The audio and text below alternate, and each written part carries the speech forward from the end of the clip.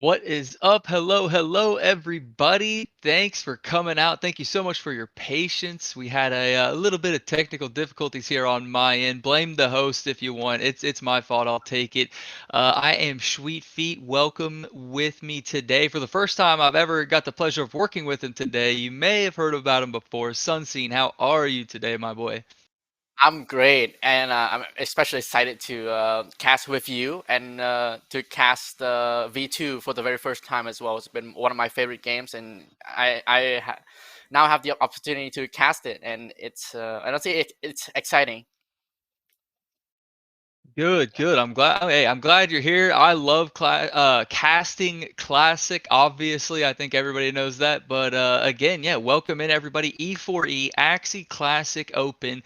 Pretty standard bracket that we're looking at here today. It's really just going to be a best of three all the way up until the finals. Then we'll have that best of five series there at the end.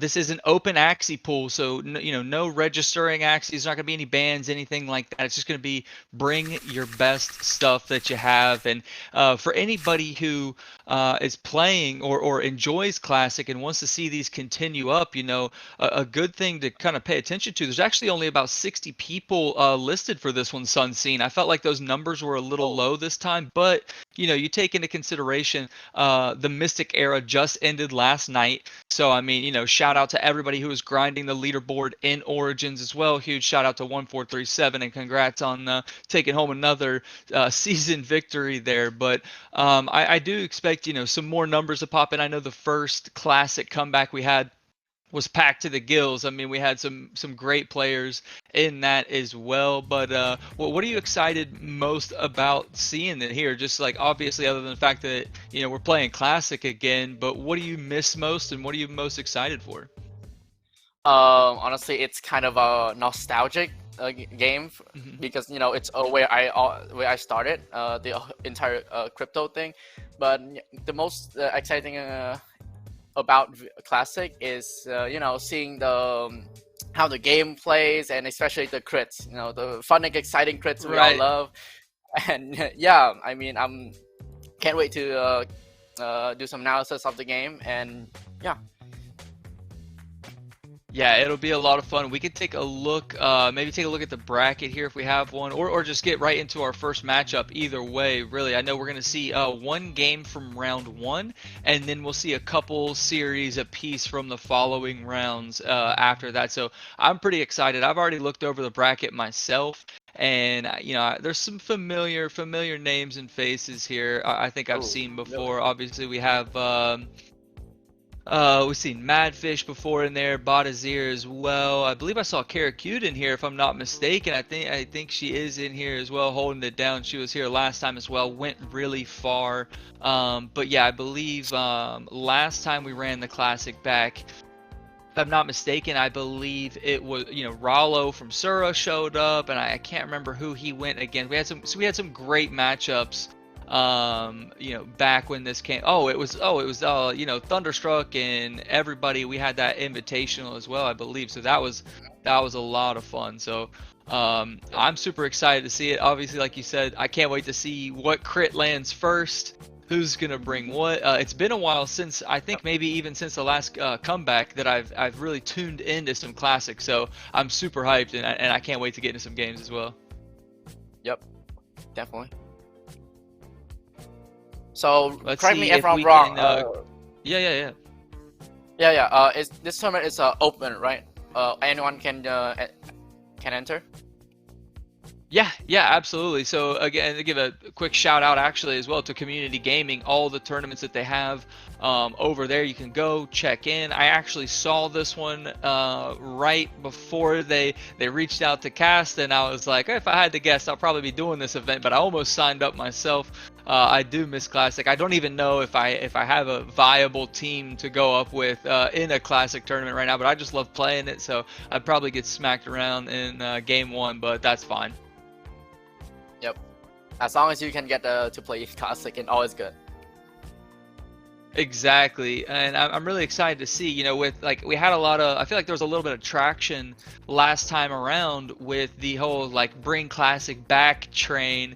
I think that was a little bit of like we didn't have any other games on the Ronin network. I think I've seen you play in some Machines Arena if I'm not Yep. Yeah. mistaken. But yeah, Yep. exactly. It's been a lot of fun over there as well. But I think before, Hmm.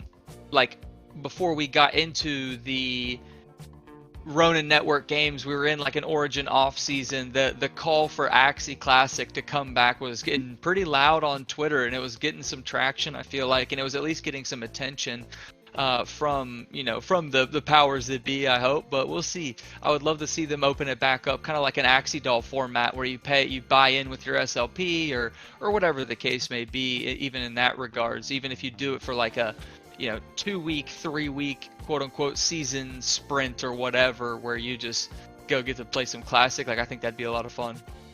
Yep. That'd be dope if it really happens. Right, I agree. Well, yeah, well, without further, let's see if we can get here into game one and see who our first series of the day is going to be.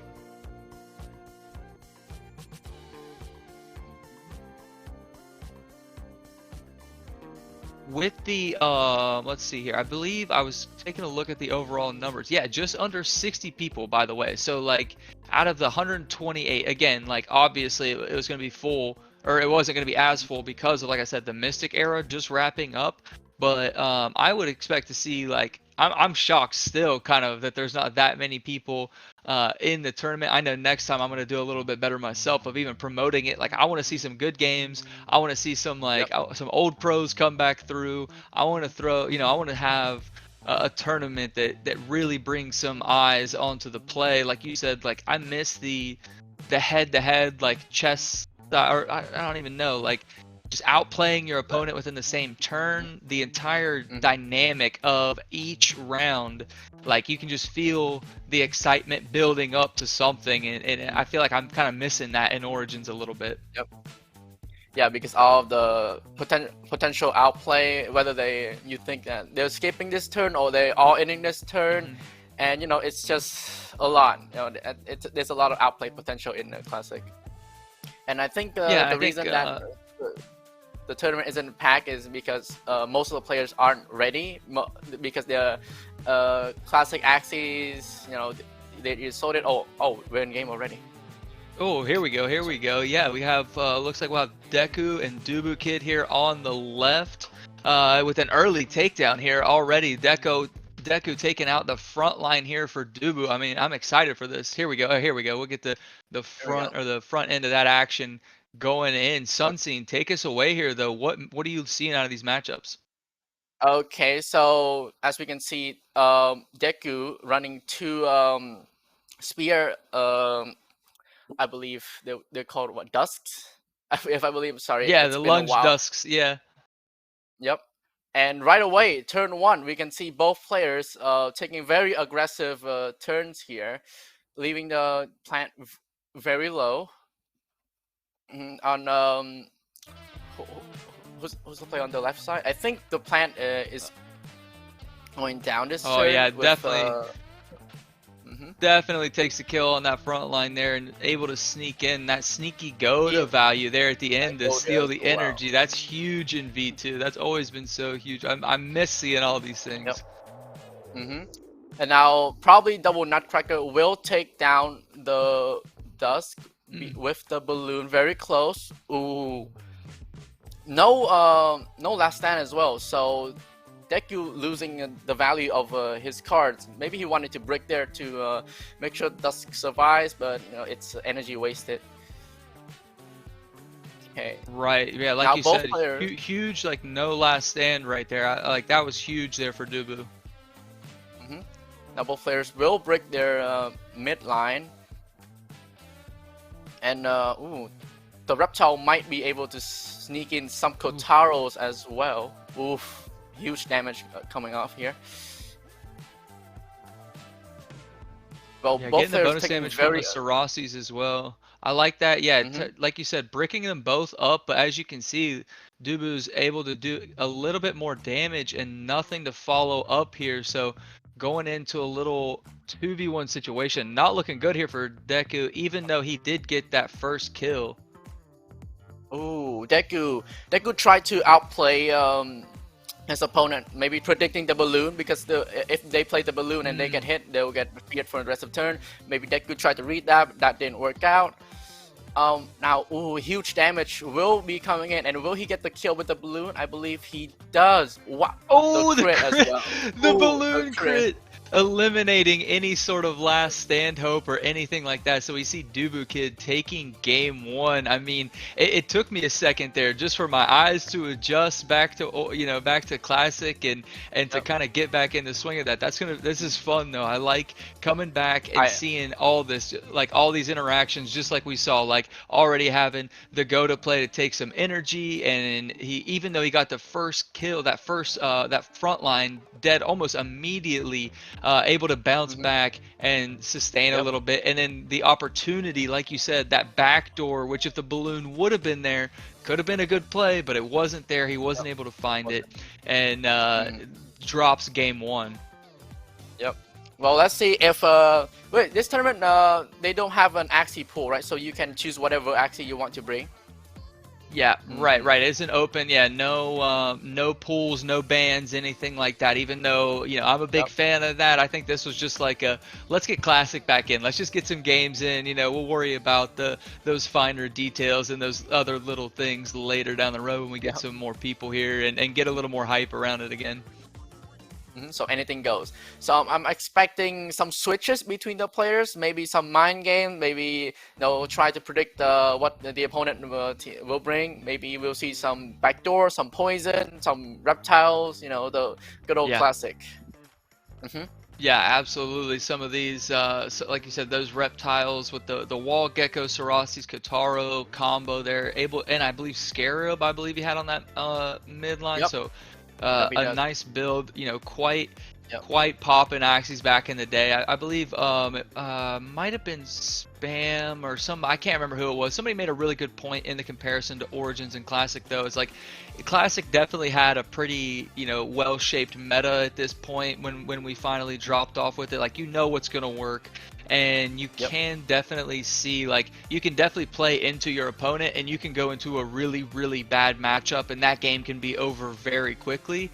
But, with that being said, like, I think the opportunity is still there to try and make some plays and get lucky on some crits, things like that. But, I mean, let's see if we have game two up and ready here. Let's see what kind of adjustments get made. This is, like, probably my favorite part of it is, like, they actually bring the exact same teams back, and they're just going to run it right back.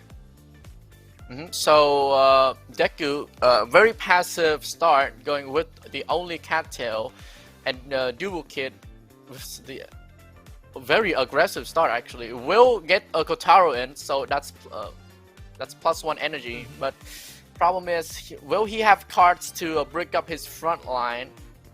Actually, no. Deku actually skips another turn. Not wasting any of his cards, but only wasting one because his front didn't have any draw there. Ooh, huge turn. Yeah, not a lot of value. Well, this is a nice balloon here. Gonna shut him down right there. Wait. Looks like he saw that coming though. Yeah, he saw that coming. I think Deku saw that balloon coming, goes ahead and plays the catfish up front, follows up with the lunge double scarab, so able to prevent any heals, won't have it anyways. Dubu might be able to find a kill right here. Yeah, might actually die here. Wow. Wow, well he is going to get the kill. Oh, the crit to finish up. Not like the crit matters, but wow. Right. We love to see it. We love to see it either way. Yep. Very well played by Deku, finding the kill there on the mech. Now, this seems like a winning matchup for Deku because pretty sure that mech can finish out both the plant and the reptile by itself. Ooh. Yeah, I'd have to agree with that right there. It's a pretty tough spot to be in here for Dubu, but he is going to get he should have plenty of energy once his Kataros come back around, but unfortunately he didn't have any there, and he's still not going to be able to find the kill. So the wall geckos will definitely help. but I don't know if it's gonna be quite enough, really. I mean, this mech just does so much damage. It comes out so quick, and if either of those dual blades find a crit, it could be quite the turnaround there. Last stand actually pretty huge right here. Oh, Deku actually sneaks a sneaky lunge in there with the last stand as well. Yeah, excuse me, kind of a cheeky lunge right there just to sneak some damage in. Doesn't elect to follow it up. He didn't really have any draws on this backline mech, so that's kind of unfortunate. Still not the most damage that you could find here on this mech, but he does have plenty of energy, so he can throw out these cards. Let's see if he finds a crit anywhere on one of these dual blades. He will not. This wall gecko absolutely trying to keep him alive. I don't know if it's going to be enough. He's going to get the double twin tail after this turn, but let's see here if this Sarasis is going to be enough. Still not. Going to need a crit somewhere as well. Ooh, just no under. And with no reflect, you know, it's going to be still pretty tough to do. He does get the double wall gecko back though on his draw, so I just think this is going to be too much damage here with the double twin tail, and he's going to find it. Yep. And Deku actually evening it back up right here, going 1-to-1. He said, "I'm not quite done yet. Give me just a second here." So taking it 1-to-1 here, obviously the biggest play was going backdoor and getting that mech eliminated. You know, I think that's something that would be worth switching. Maybe you pull that reptile to the back, put the mech in the midline if you wanted to continue that comp. But you know, I think it's so risky. Like, who's going to go backdoor first? You know, who's going to draw the cards, and who's going to be able to shoot back there and eliminate really the carry of these teams. And that first match, I really felt like Dubu only lost.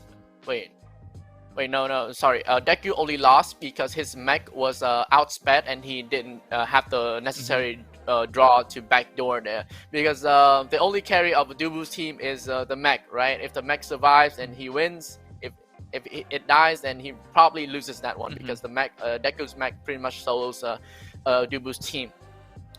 So yeah, I'm really curious if they're gonna stick with this team, this exact team, or they're gonna switch it up, maybe switch some positions, team comps. Yeah, I think it's like I said, it's usually my favorite part. I want to see what the answer is, because maybe, you know, maybe they're just, you don't know, especially when we don't have a pool or anything like that. Like, you don't know if this player is like really experienced in V2 and like has a deep wallet with multiple team comps. Maybe they sold a couple of those comps to get some Origin team comps, and you know, they're just running with what they have. But really exciting stuff to see. Again, Deku tying that up at 1-to-1. So first series of the day, already going to a game 3. Let's get right into it here and see if any changes have been made. Like you said, I kind of hope not. Like, it's been a good matchup. It really is just like who's going to draw what first. So we do see a pretty big switch up here actually on both teams. Sunseen, walk me through what we're seeing right here. So what we're seeing, Dubu switches to double Aqua with, if I believe, Spiky Wing on that backline, Fragile, and Deku running a double plant with a Reflectile variant, which is the plant. It has all of the Reflectile cards, but instead on a plant and a mech backline.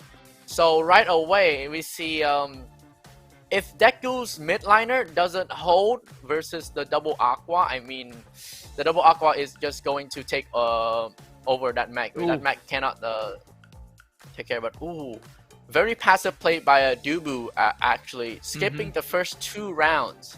And now he is going all in on the third round. Got to load up right here for sure. And now, it's not gonna be enough because Deku does manage to break that, and even drawing some cards with Cattail as well. Yeah, absolutely. Massive cattail value right there. I think he drew 3 cards right there. And then, again, this double, like you said, a double plant lineup here going into these double aquas. Like, this is going to take a lot of cards just to get through. I mean, for Dubu here. So Deku kind of maybe taking a peek at the wallet first and maybe making a prediction here on Dubu's counter side, but it looks like Deku really made the right decision here if he can get through or sustain this midline here. He goes for the double speed up, so I believe he should go first in this next turn, if I'm not mistaken. I didn't see the midline using. Did the midline use an Arco? I'm not sure. The midline did use an Arco, a single one. So I think he's still. Oh no, actually, still faster. So faster. So wait, actually, this midliner of Dubu's might go down because there's double loon, and I don't think. Oh, wow. It's gonna be, yeah, more than enough here. That is not good. Tragic, really. Honestly, pretty tragic there for him. And this midliner has more than enough cards to play. Although Deku is out of energy though, so Dubu might have something here. Yeah, it might not be totally over. Plenty of reflect damage coming though, and then here we go with a spiky wing up front, double Arcos. Let's see. Oh, there comes some of that reflect damage. Let's see if he can get anything from it. 122. Another 122 coming here. Still able to sustain though, so this midline causing some problems here. But remember, Deku already used the double Arco on his mech, so that double Arco will not be coming back anytime soon. Oh, never mind, he redrew it. Double actually. Oh, okay, so if, okay.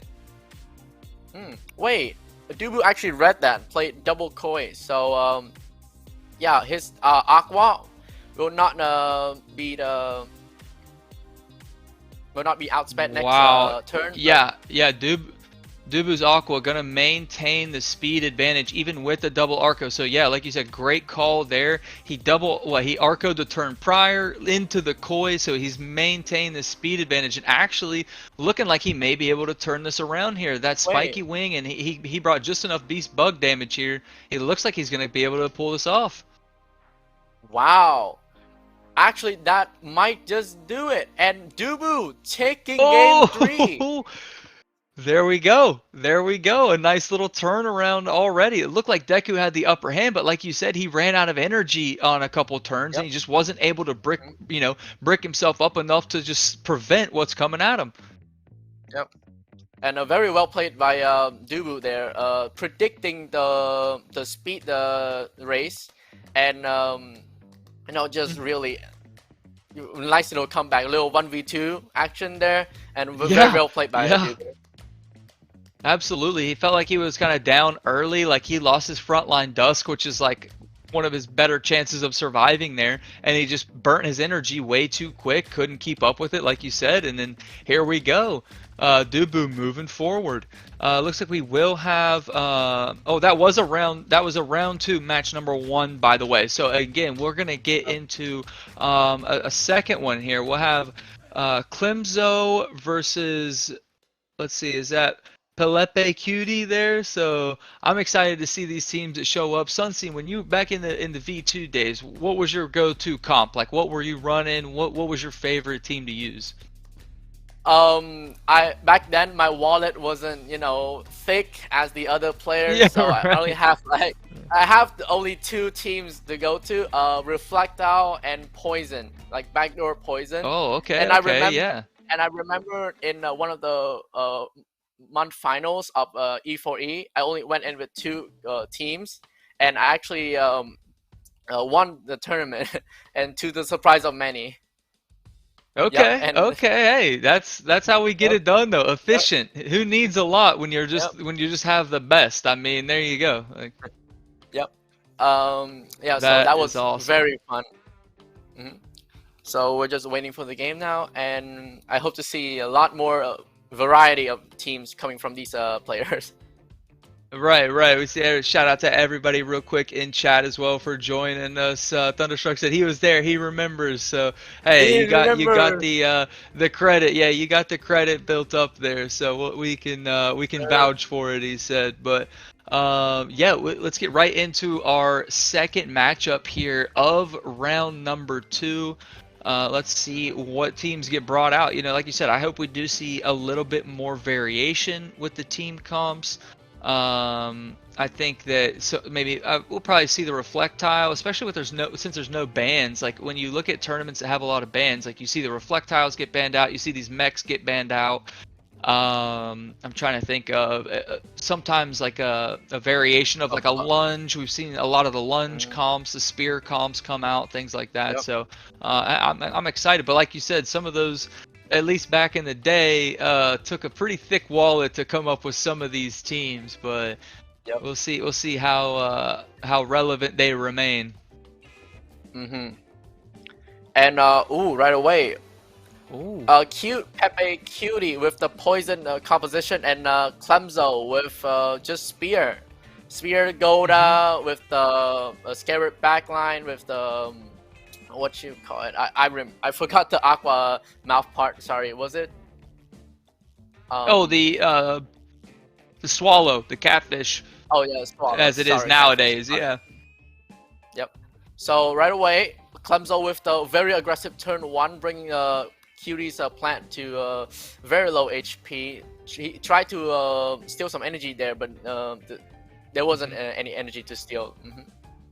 So Cutie nothing to find. Gets a crit on the old Winghorn. We love the crit on the Winghorn there early for some 56 damage.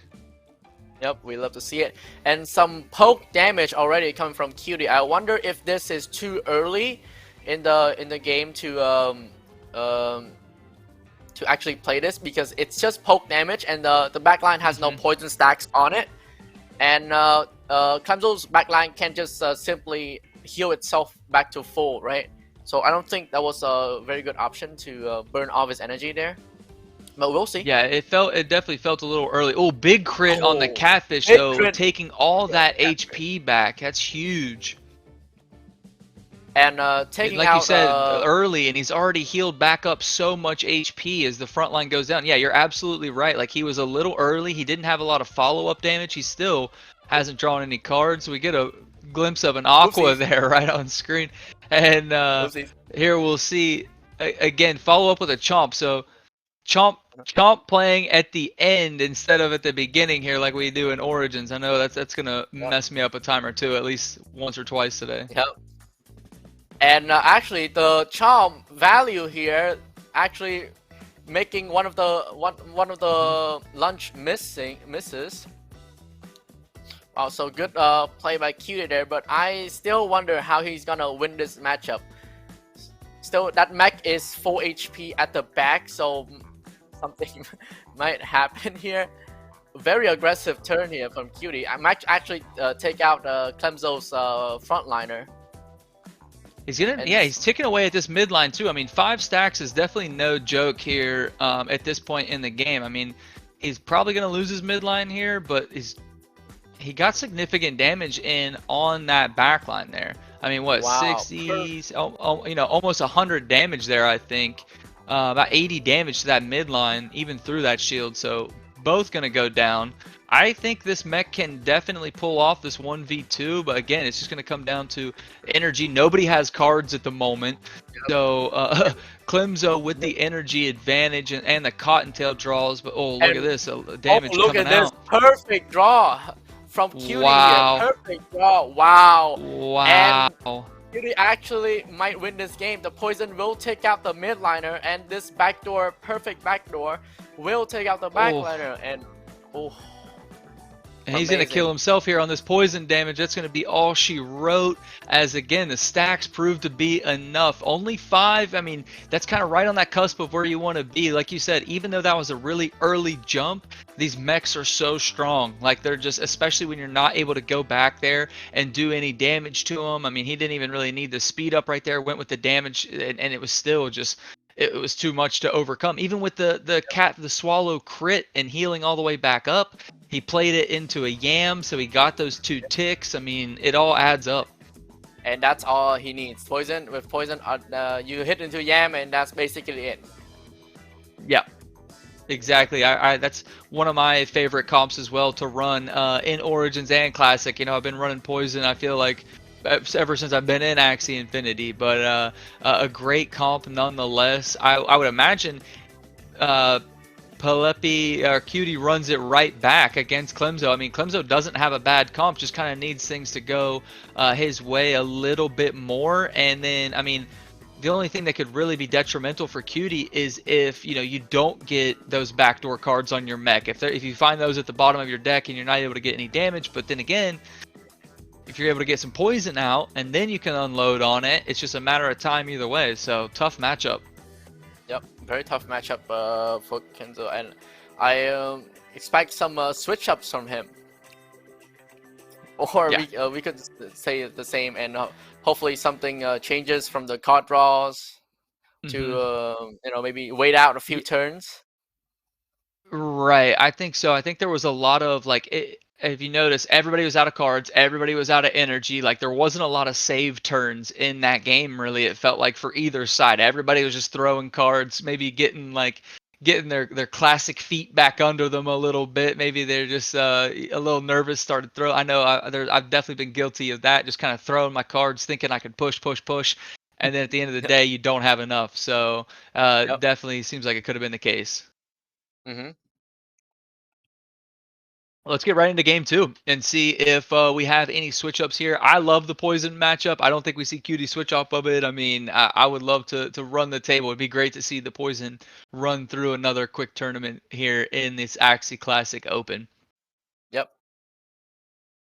And again, huge shout out to like Community Gaming. We have Axie GG, E4E, everybody for allowing us to do these things. Elite MetaWare as well, and YGG. Again, head over to Community Gaming, check out their site, check out the upcoming tournaments. Actually, even the I believe it's Axies.io. It has all their tournaments listed there as well. So if you're checking the Origin leaderboards daily, make sure you check out the tournament scene as well. A lot of these tournaments and a lot of these dailies that I've been checking out, like they don't have the highest player count, so you can get in and win yourself some money real quick. Get in, get out, make a little bit of AXS, go spend it on your leaderboard team, and keep climbing.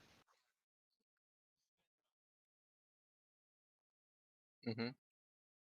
Oh, here we go. Here we go. Another little Ooh, switch up here. We got a little and 4v3 on screen on already. screen The here. matchup All right. already. It's already unfair. We have a gang war up here Gang war, against Clemzo. And actually, Clemzo switched it up. Now he got a shrimp aqua in the back, so Cutie's mech here might be in danger if he ever draws the shrimp. Several save turns from these players here, saving up energy and some cards. Bit early yam from Cutie there does not have any value, and this might actually kill Cutie's front line, and it actually does. I think it's enough damage here, and wow, I think it's gonna be just enough. Yep, double vegetal bite goes down the drain. That's 2 energy lost for Cutie, and another one gets stolen. And wow, right off the bat, doesn't seem pretty for Cutie there. Yeah, absolutely. He played a double serious right there, so he was looking to steal energy and doesn't even get the cards off. And then to follow that up, here comes the shrimp into the eggshell, into the blue moon. I mean, this is huge damage hitting this mech right now, and he's going to pull all this damage to that aqua. He's going to keep his front line alive. He still has a mech of his own. I mean, a Clemzo with the big brain switch over here. Absolutely.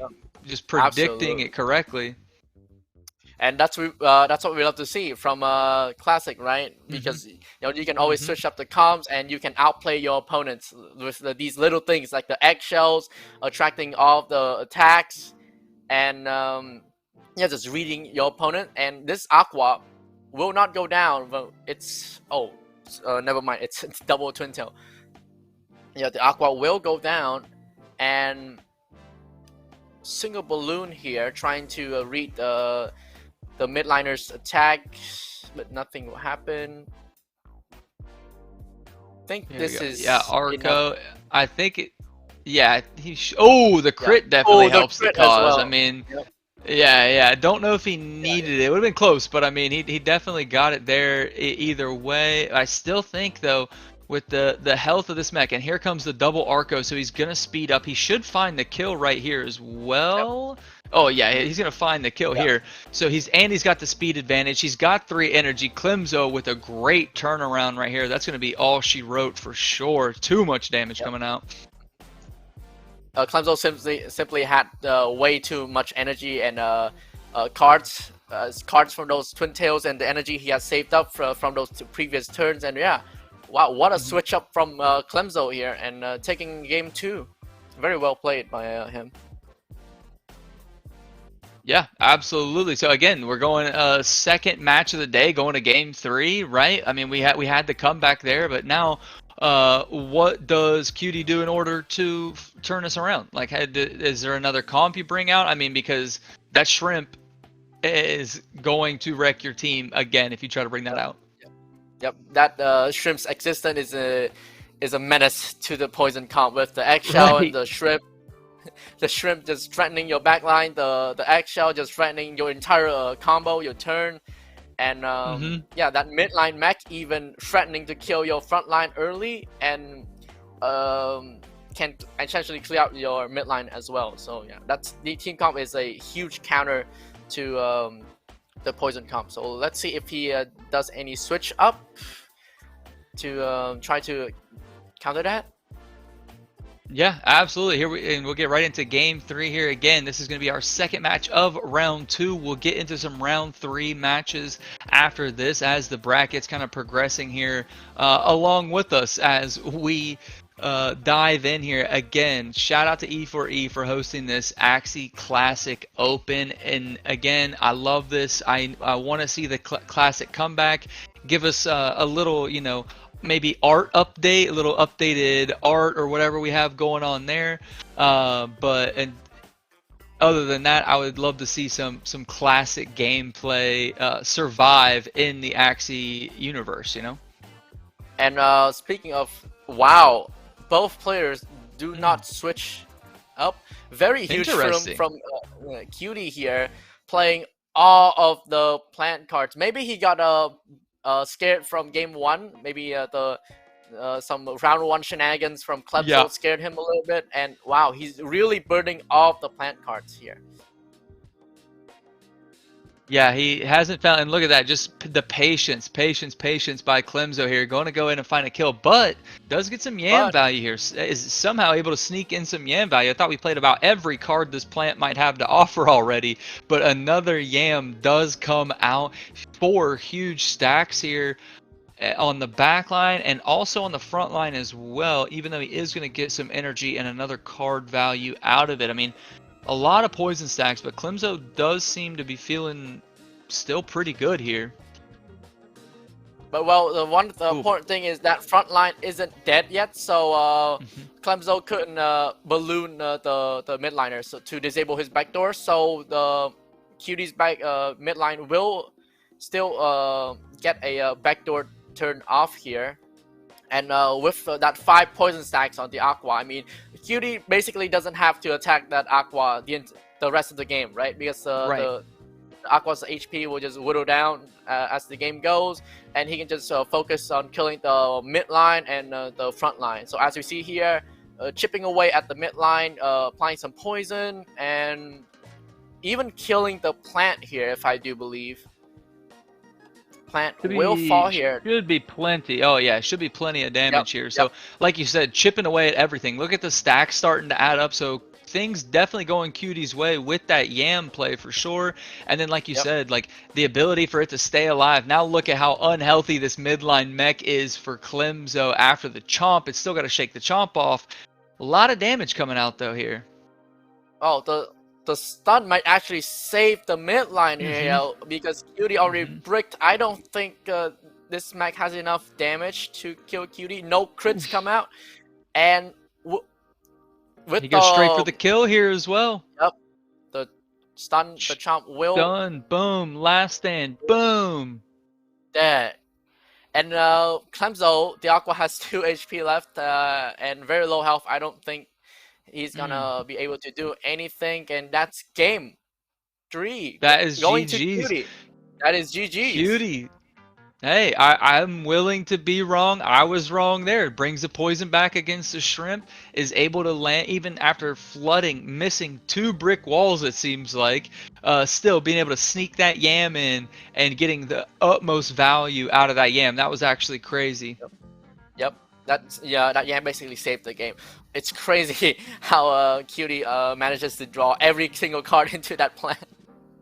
Right, right, and still find a yam there at the very, very end. So a great little pickup right there. And Let's see if we it's very can well played. take a look at what our next matchups might be as well. But yeah, sorry, go ahead. Oh yeah, it was very well played by Clemzo trying to make that counter team happen. We saw game 2 it worked, but game 3 basically Clemzo didn't draw any shrimps on that Aqua as well, and he didn't have enough damage on the mech to take out the plant early, so couldn't disable that midliner in time. Basically, it was pretty unlucky for Clemzo that game 3. Yeah, But yeah, it goes to show even in a bad matchup, if you have the good draws and your opponent have the bad draws, you can still win the bad matchup, right? yeah, and that's what we talked about earlier. Well, you know, even if the matchup doesn't look favorable, like there's still potential for you to make plays kind of around that. Like, granted, you will need a lot of things to go right for you and maybe wrong for your opponent, but I don't think that Clemzo drew the shrimp, you know, out of all after waiting for two turns and then electing to go straight through the front line. Like, you get rid of that backline mech right there, and maybe it's a different game. But I just don't know if the shrimp ever came or what the decision was. But after seeing so many cards get played on the front line, you kind of got baited into attacking the front line again, thinking you were going to get that kill, and then it stays alive. So yeah, a Yep. little bit of series of unfortunate events right there for sure for Clemzo. But we do have our first match here of round 3, so we'll move into the next round of the bracket here. It looks like Cody Okay. versus Sarasi, I believe, here in our next matchup. Super excited for this one as well. Yep. I've definitely seen some of these names before, but again, but thinking my brain's been in like origin mode for the last month here at this point, especially this last week here in the Mystic era as well, as that just came to an end. But yeah, I'm excited to see what teams get brought out. What are there any teams we haven't really seen like a true Reflectile comp yet? I don't believe have we Nope. haven't seen any. We saw the plant Oh. that didn't work, Yep. but yeah, we didn't see anything. We saw like that the variation of the reptile with the Kataro, Sarastes, Wall Gecko. That was beneficial. Didn't quite seem to work yet again, but a few team comps are still out there from the good old days that we haven't ran into quite yet. Yep. There's a lot of teams like the variety at the end of Classic was insane. There was like 10 or more team comps at the end there, and yeah, we haven't seen them all in this tournament. Very excited to see them again in this Yeah, tournament. absolutely. And we'll jump in and oh, look at this, another poison team here coming out. Another. I'm not mad about it. Actually, looks like a very similar matchup to what we just saw with the reptile with Kataro. This one has Razor Bite though, as opposed to that Swallow. So only going to proc on Aquas. Unfortunately, no Aquas on the side for this poison comp. And look at this massive turn 1, almost able to find the kill already. Oh wow, and Chody decides to play safe for the couple of early rounds, trying to bait out that Yam, but Surachi just says no and goes aggressive, burns all of his energy, all of his cards, leaving Chody's backline with 1 HP. So Chody really has to be careful with that backliner now. If he does run into a Yam, that spells doom for that backliner there. Fortunately for him, Surachi does not draw any Yams, and that plant will fall. It is going down lucky. Yeah, no yam there. So super unfortunate. Goes for the kill. Isn't quite able to find it on that backdoor turn 1, and he's still alive. Like, he won't be able to heal up, but like just the fact that he's still alive and he's kind of a menace back there. He's gonna have the Cottontails for the energy generation, and now you have to waste 2 cards to go back and get him. Like, man, that feels bad right there. Mm-hmm. And decides to stunt the frontliner instead of the midliner here. Chody plays very safe, plays only 1 card on both of his Axie, saving a little bit of energy. Now here comes the all-in. Oh, Sorachi definitely a will, huge overkill though. yeah, Sorachi will go back for the back Axie, even overkilling to play it safe, you know, because the backliner still has a lot of cards, burning all of his energy in the process. But Chody will still deal massive damage to the midliner though,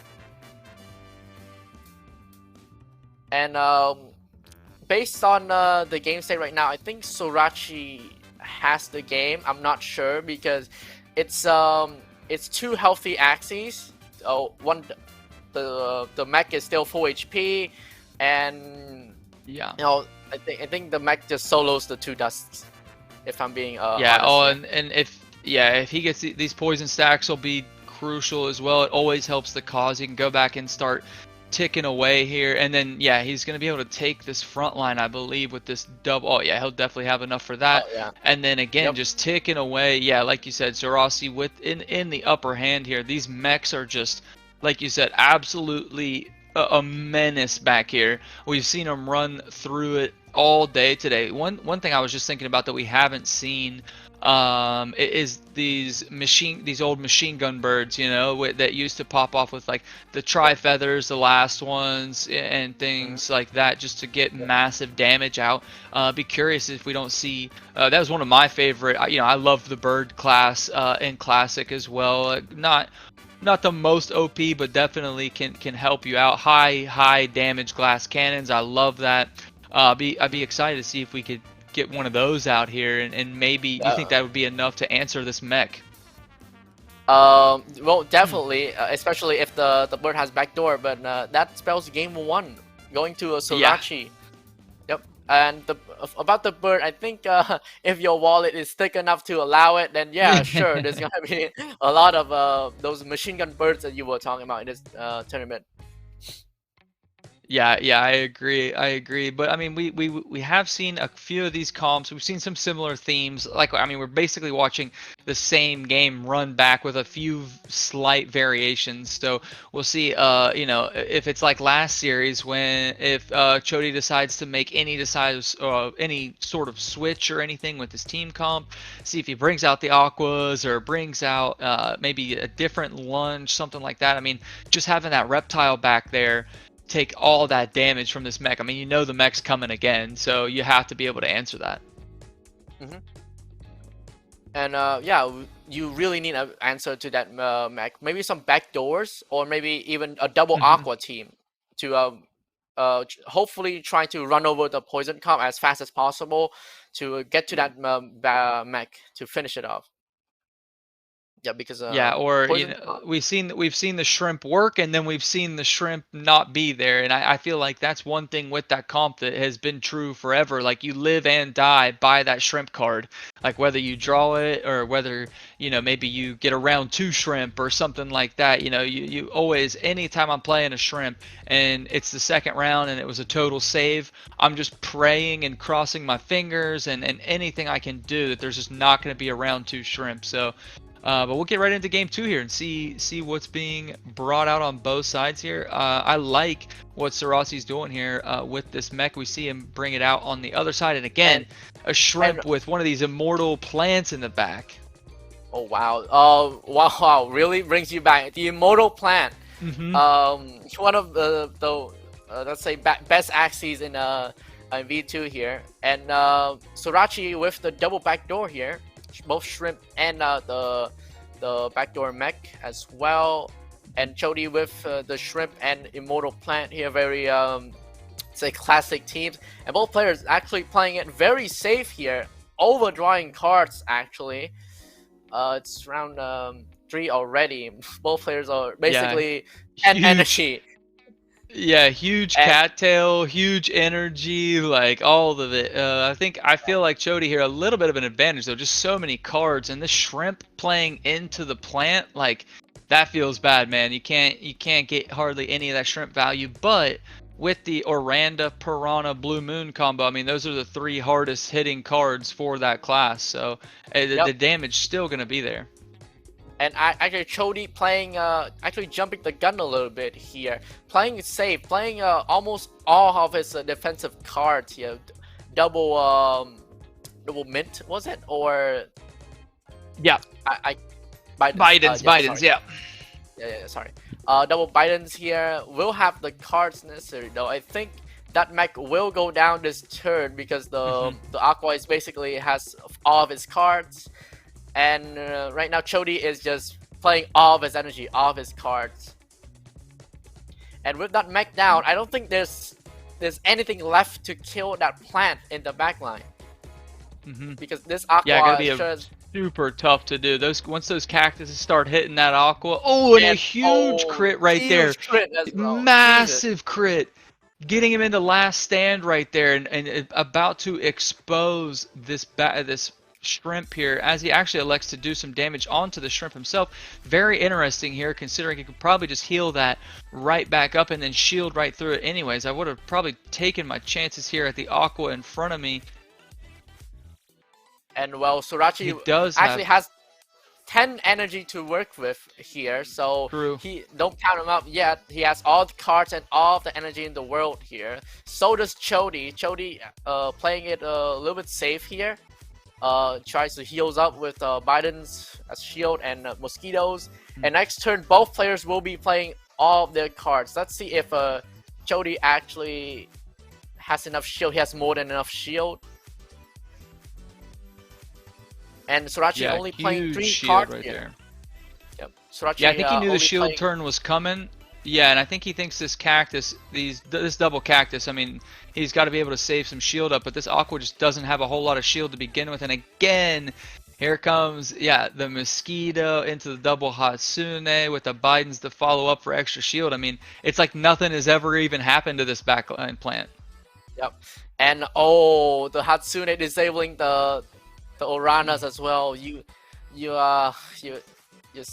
hate to see it. And I think the cactus will finish off the Aqua here. Double cactus will be more than enough to finish the Aqua here. And wow, game 2 goes to Chody. And so again tied up 1-1. Or he did. He take that one 2-0. He did take that one 2-0. Okay. Chody takes 2-0. Okay. Mate, I mean, you respond well, you switch it up, you put the immortal plant back there, and go to work. Like, let it happen. Yep. If that mech drew all its cards, then maybe it'll be a different story. But unfortunately, this time, the draws wasn't in his favor, and the double backdoor team. Even though if you have the draws for the double backdoor team, it works really well. But if not, you don't draw the backdoors. Even if you draw the backdoors, you don't draw the damage cards, and you sit there for like 5 turns with 10 energy and 10 cards in your hand. You're like, what am I supposed to do with all these cards? And your opponent just bursts down your team, and it's a really bad it just game.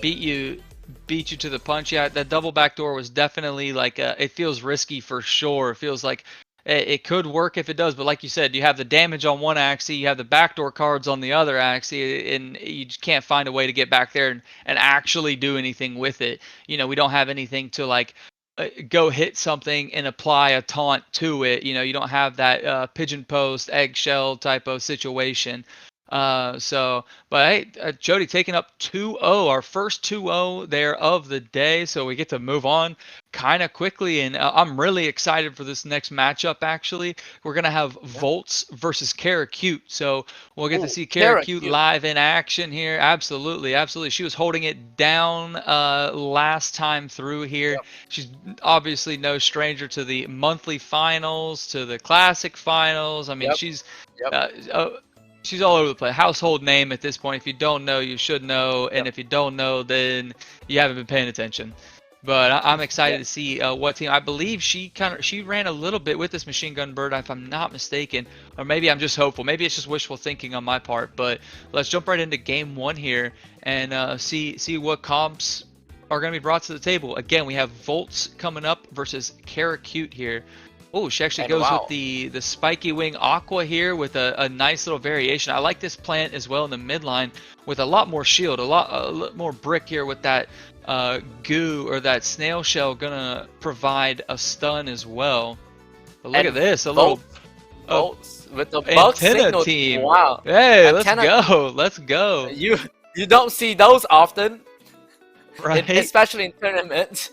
And yeah, wow, one of the more older teams in V2 here. Mm-hmm. Antenna and Volt's playing very aggressive. While Karakute is trying to save some energy. Although antennas work well if the opponent saves energy, stealing all of those. Looks like Karakute's frontliner will go down this turn. Yeah, here it comes here from this Piranha. Unfortunately, though, no Nemo value right there. Would have liked to get that Nemo, even though he's already got 4 energy. He's got 4 energy from stealing all of Kara's there in the first round, but still, you love to see it. And here we go, a little comeback here for the energy on the Kataro. I love that variation there on that plant. It's a lot more utility. I feel like you have the Kataro. You're going to be slow. You're going to be the slowest Axie at all times. You have the Cactus value as well. You have the Hatsune value there to disable some cards. Like, this is a hell of a midline here from Karakute. And wow, Volt's actually skipping the previous round, and this round going all in here. Will running to the snail shell, not a problem. I don't think this is enough to take down Karakute's midliner. Karakute will take down Volt's frontliner here, and actually will do massive damage to Volt's midliner. And I don't know, Here it's comes still some anyone. big damage as well, though. I feel like that midline is a little unhealthier than what it wants to be right now, but you're right, this is going to be huge here.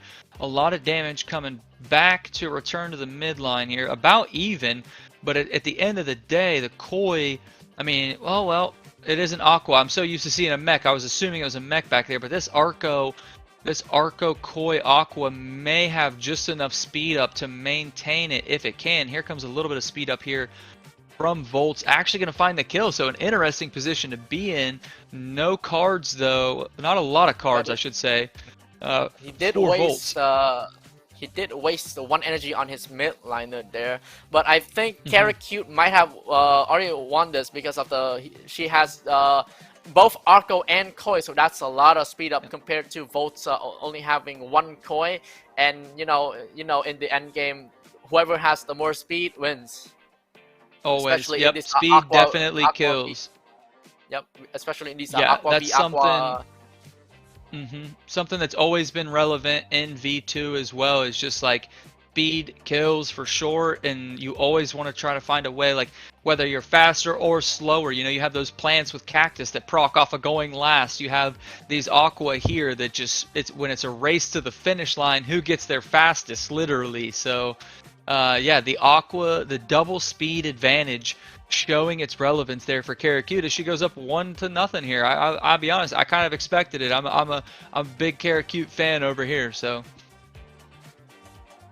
We all love Karakute because she's a very well-known name in the Axie community, and she's a pro player, and right. it's expected for her to win. It is expected, right. It is expected. It's like, not only do we want to see it, it's shocking when it doesn't happen, like whenever somebody does, it feels like anytime she loses, it's like an upset of some sort. So, no, definitely holding it down as well.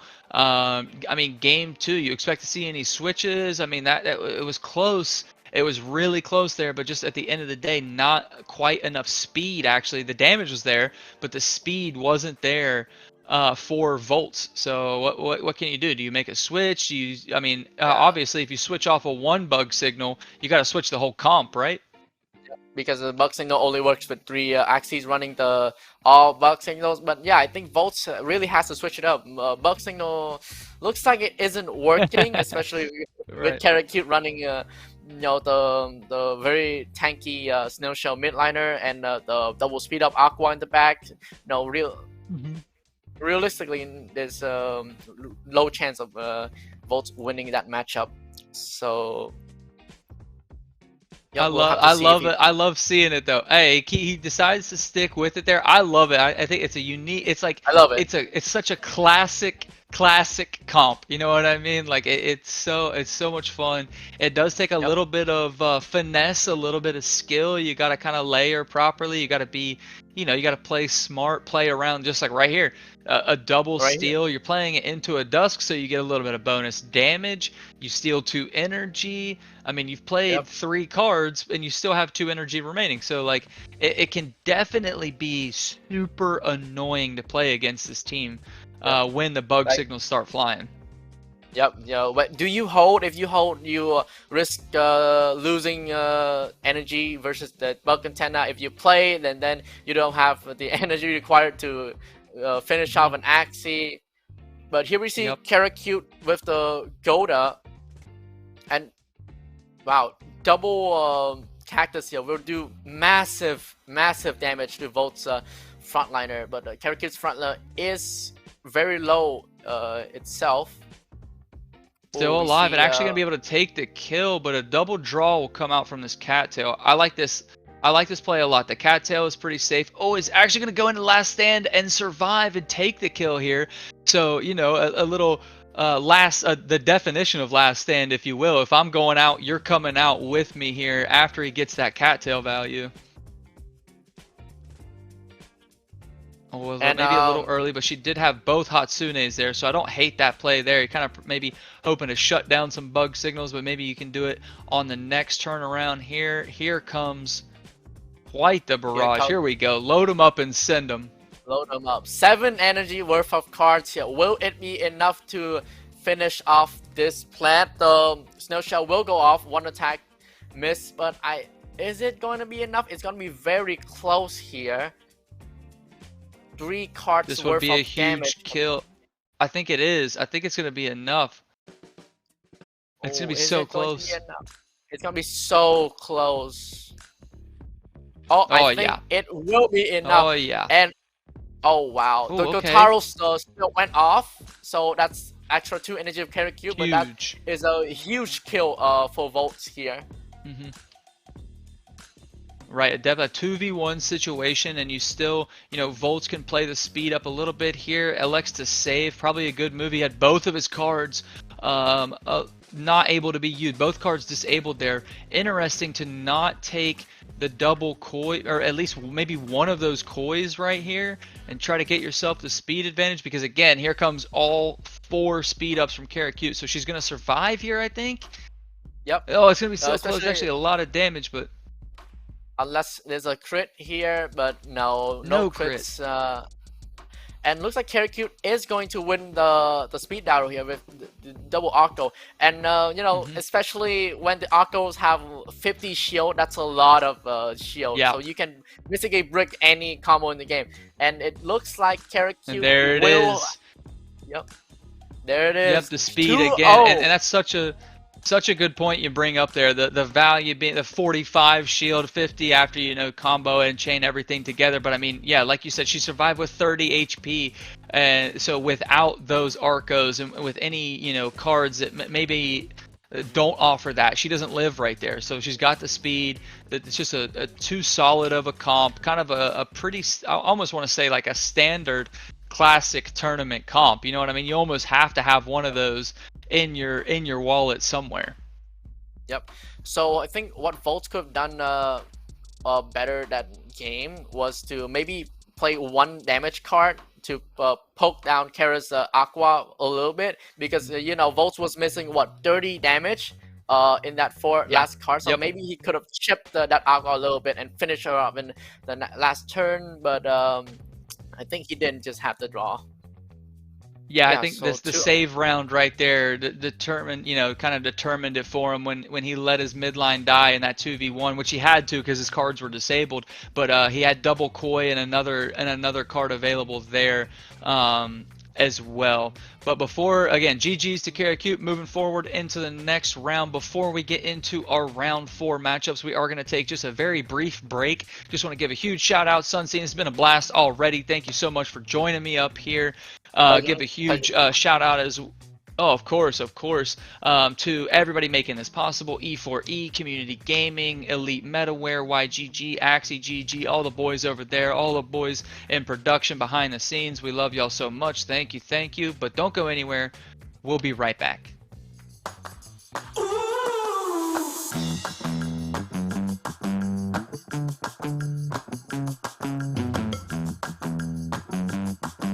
What's going on? My name is Chief, and today you're here to watch some Win to Earn.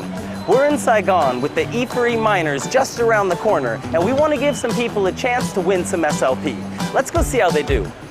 Have you ever heard of Axie Infinity? Do you like video games? Hello, sir. How are you doing today? Have you ever heard of Axie Infinity? Have you ever heard of Axie Infinity? Oh, that like the one with the little monster? 1,500 SLP. It's about $5. $5? No. Okay. I don't think he's heard of it. I'm in. All right. Oh, that's a good price. Ooh. Wait, I'm naked. Feeling good so far, brother? Yeah, I think I'm doing pretty good actually for my first game. Are you gonna win the money? Of course I'm gonna win. I'm always win, bro. Oh, stacking that nutcracker right off the bat. This man's got a plan. Fighting. Oh! Ow! Just the last one, baby. Let's go! Bro, I think I'm winning. His attacks are going in, and Vin for the win. Congratulations! Thank you very much for that $5, baby. Playing his final cards, and oh my goodness! Oh my god! No! Oh, win, bro! Congratulations! He's got it. I win. Yes! You're a little bit sad. Yeah. Oh, he's getting cocky and Free money, baby. Let's go. free money. I'll always win. I told you at the beginning. Jamas, it's not okay. It's not okay, he says. Well, thank you for playing. Hold on. Let me give you your prize. Here you go, man. Here's your money, brother. Though you didn't win the match, you are gonna get a t-shirt. Here you go, buddy. Say hi, Mom. I'm on the TV. What an amazing first episode of Win to Earn. The people here in Saigon, they have some serious potential. I can't wait for the live event in March 10th through 12th. So make sure you mark your calendars and you don't miss the show.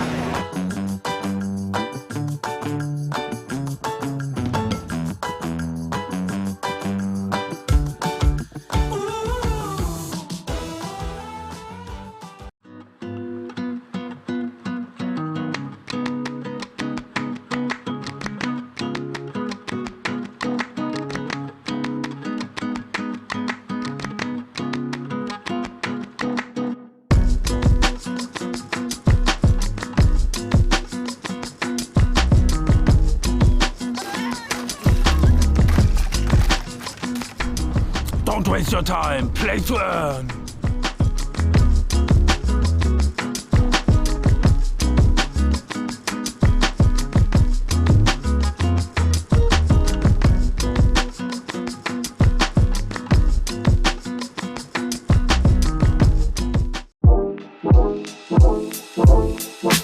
You start the fire.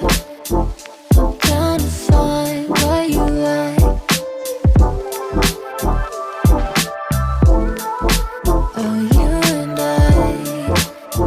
won't close our eyes till we cross that line. Don't waste your time. Play to earn. There's something about you, you know I. For every generational shift in gaming and interactive entertainment, there have been huge steps forward and billion-dollar opportunities in tools and technology as a service in the gaming industry. As we look forward to the next decade of interactive entertainment, we believe the next major paradigm shift in provision of tools, technologies, and services in this booming industry is going to be around community. Tribally is building everything needed to enable and engage a global community at scale. Web experiences, data and analytics, community-driven infrastructure, engagement patterns, best practices, onboarding, tokenomics, user acquisition, and esports. The founding team is very technically experienced and comes from backgrounds such as Bank of America, Microsoft, Dell, KPMG, Hamilton Insurance Group, Mars and Lindy, amongst others. They have spent the past 2 years building community solutions for some of the best Web3 gaming teams, including Sky Mavis, and they're also partnered with the Ronin blockchain. Their products have been used by over 1 million people across the globe so far. An experienced advisory team has been formed, led by people with backgrounds at Electronic Arts, Activision, Mediatonic, Epic Games, Ethereum Foundation, Outright Games, and Method from World of Warcraft. Welcome to Tribally, a provider of community-as-a-service solutions for the gaming industry, allowing Web 2 and Web 3 game developers to have an out-of-the-box solution for communities at scale.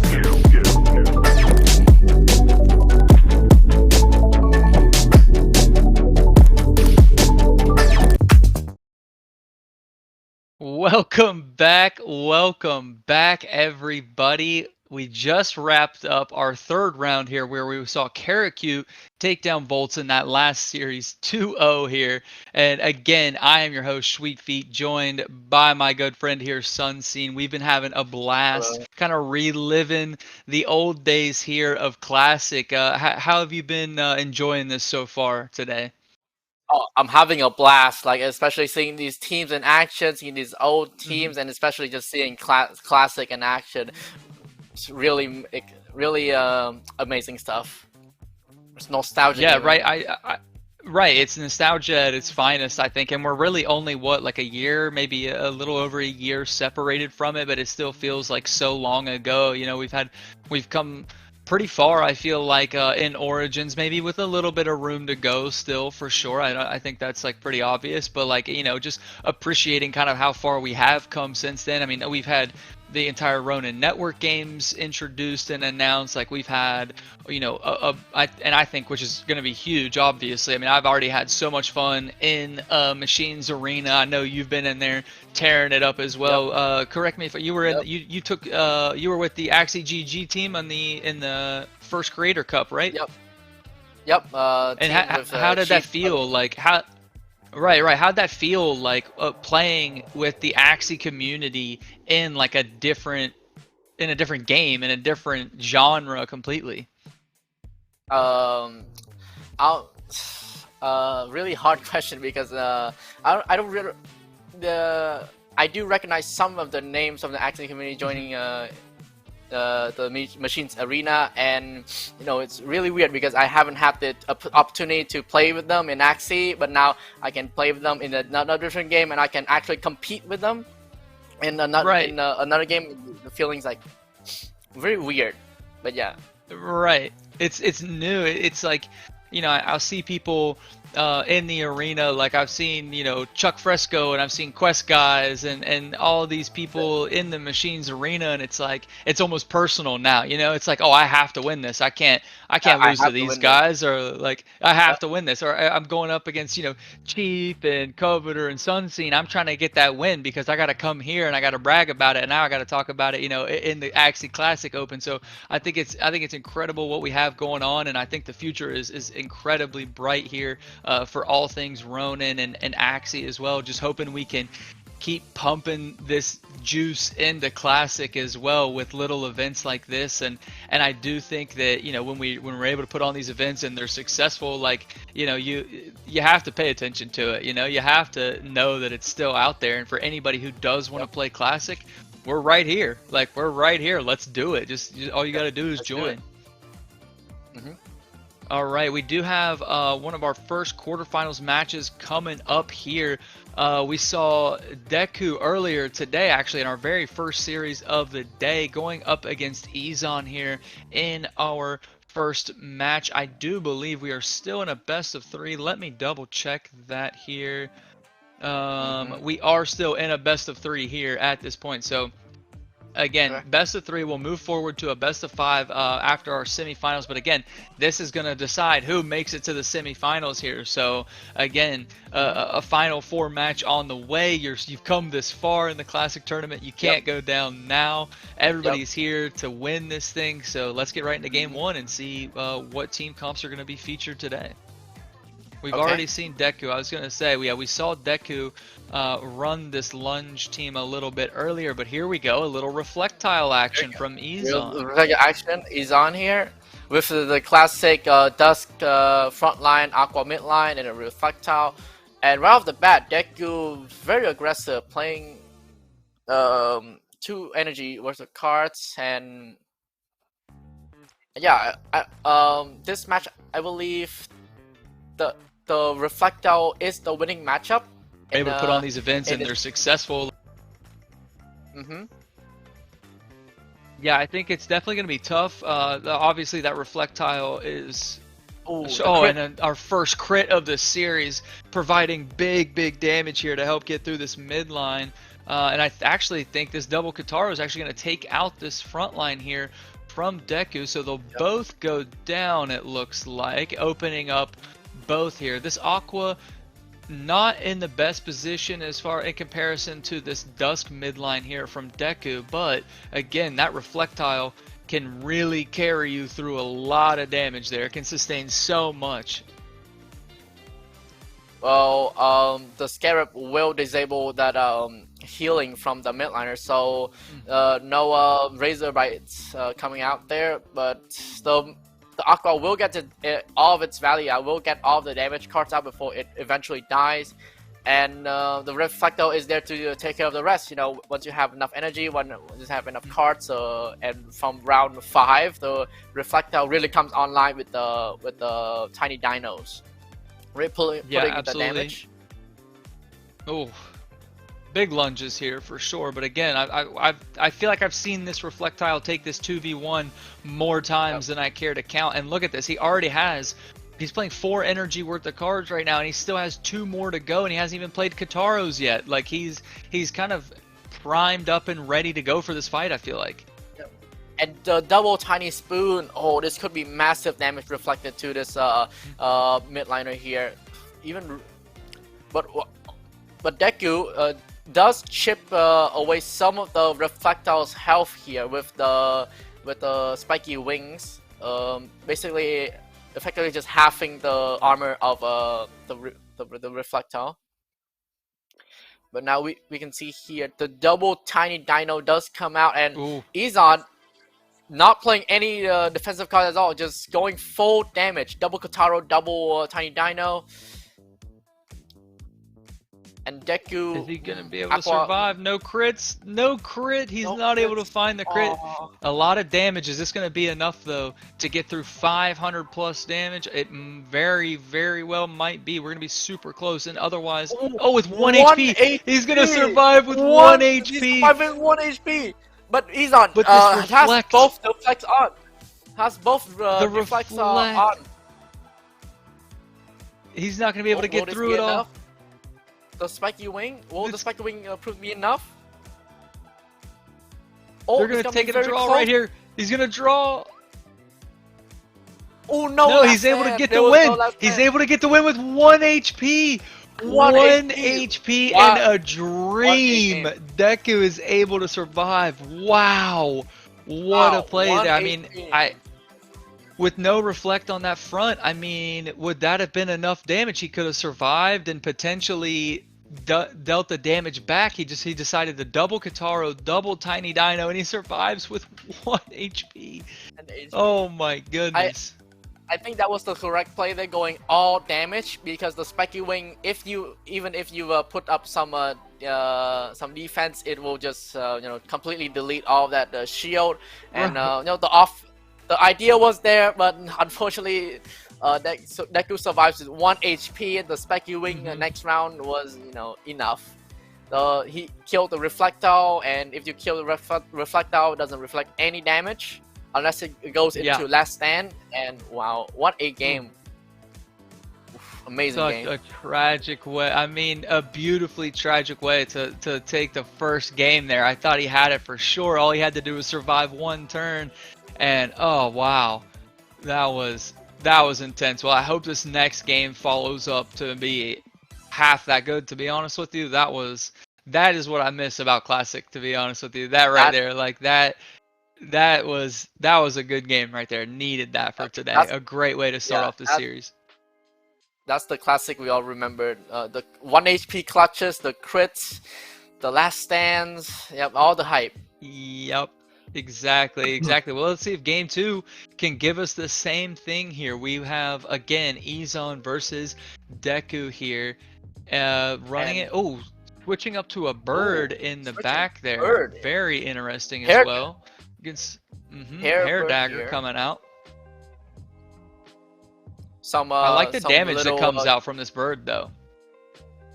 Some little cattail action. Ooh, a nice little crit. Little crit here. But Deku gonna play it safe. Just gonna play an eggshell to take all the damage off of that frontliner. You know, ensuring the frontliner gets all of its cards in, not wasting a single energy.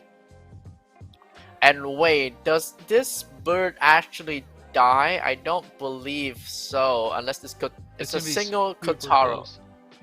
It's gonna be super close. He might live with. It's gonna be sub 10 HP, right around 6 to 8 HP maybe left. Oh no! Oh no! He would have lived. Oh, there it goes. There it is. Oh no! There it is. I believe that's the second crit from that Reflectile already in this game. He got one on the first one. He takes the bird and oh no, Deku's just in the worst position. So tragedy. Oh my. So tragedy. Both Kotaros critting Deku there. And the front line still lives with 3 HP. Oh my god. Oh god. Oh, what a spot to be in. What a spot to be in. And he's on just spamming all of the cards. Yeah, I mean, you can't even surrender this early in the game. Like it's just, he's looking rough right now. And the single Aqua versus the Reflecta, and we already know what the answer to that 1v1 is, you know. And wow, he's already low on HP. Like, oh, I mean, he's Deku trying to battle back. Ezon did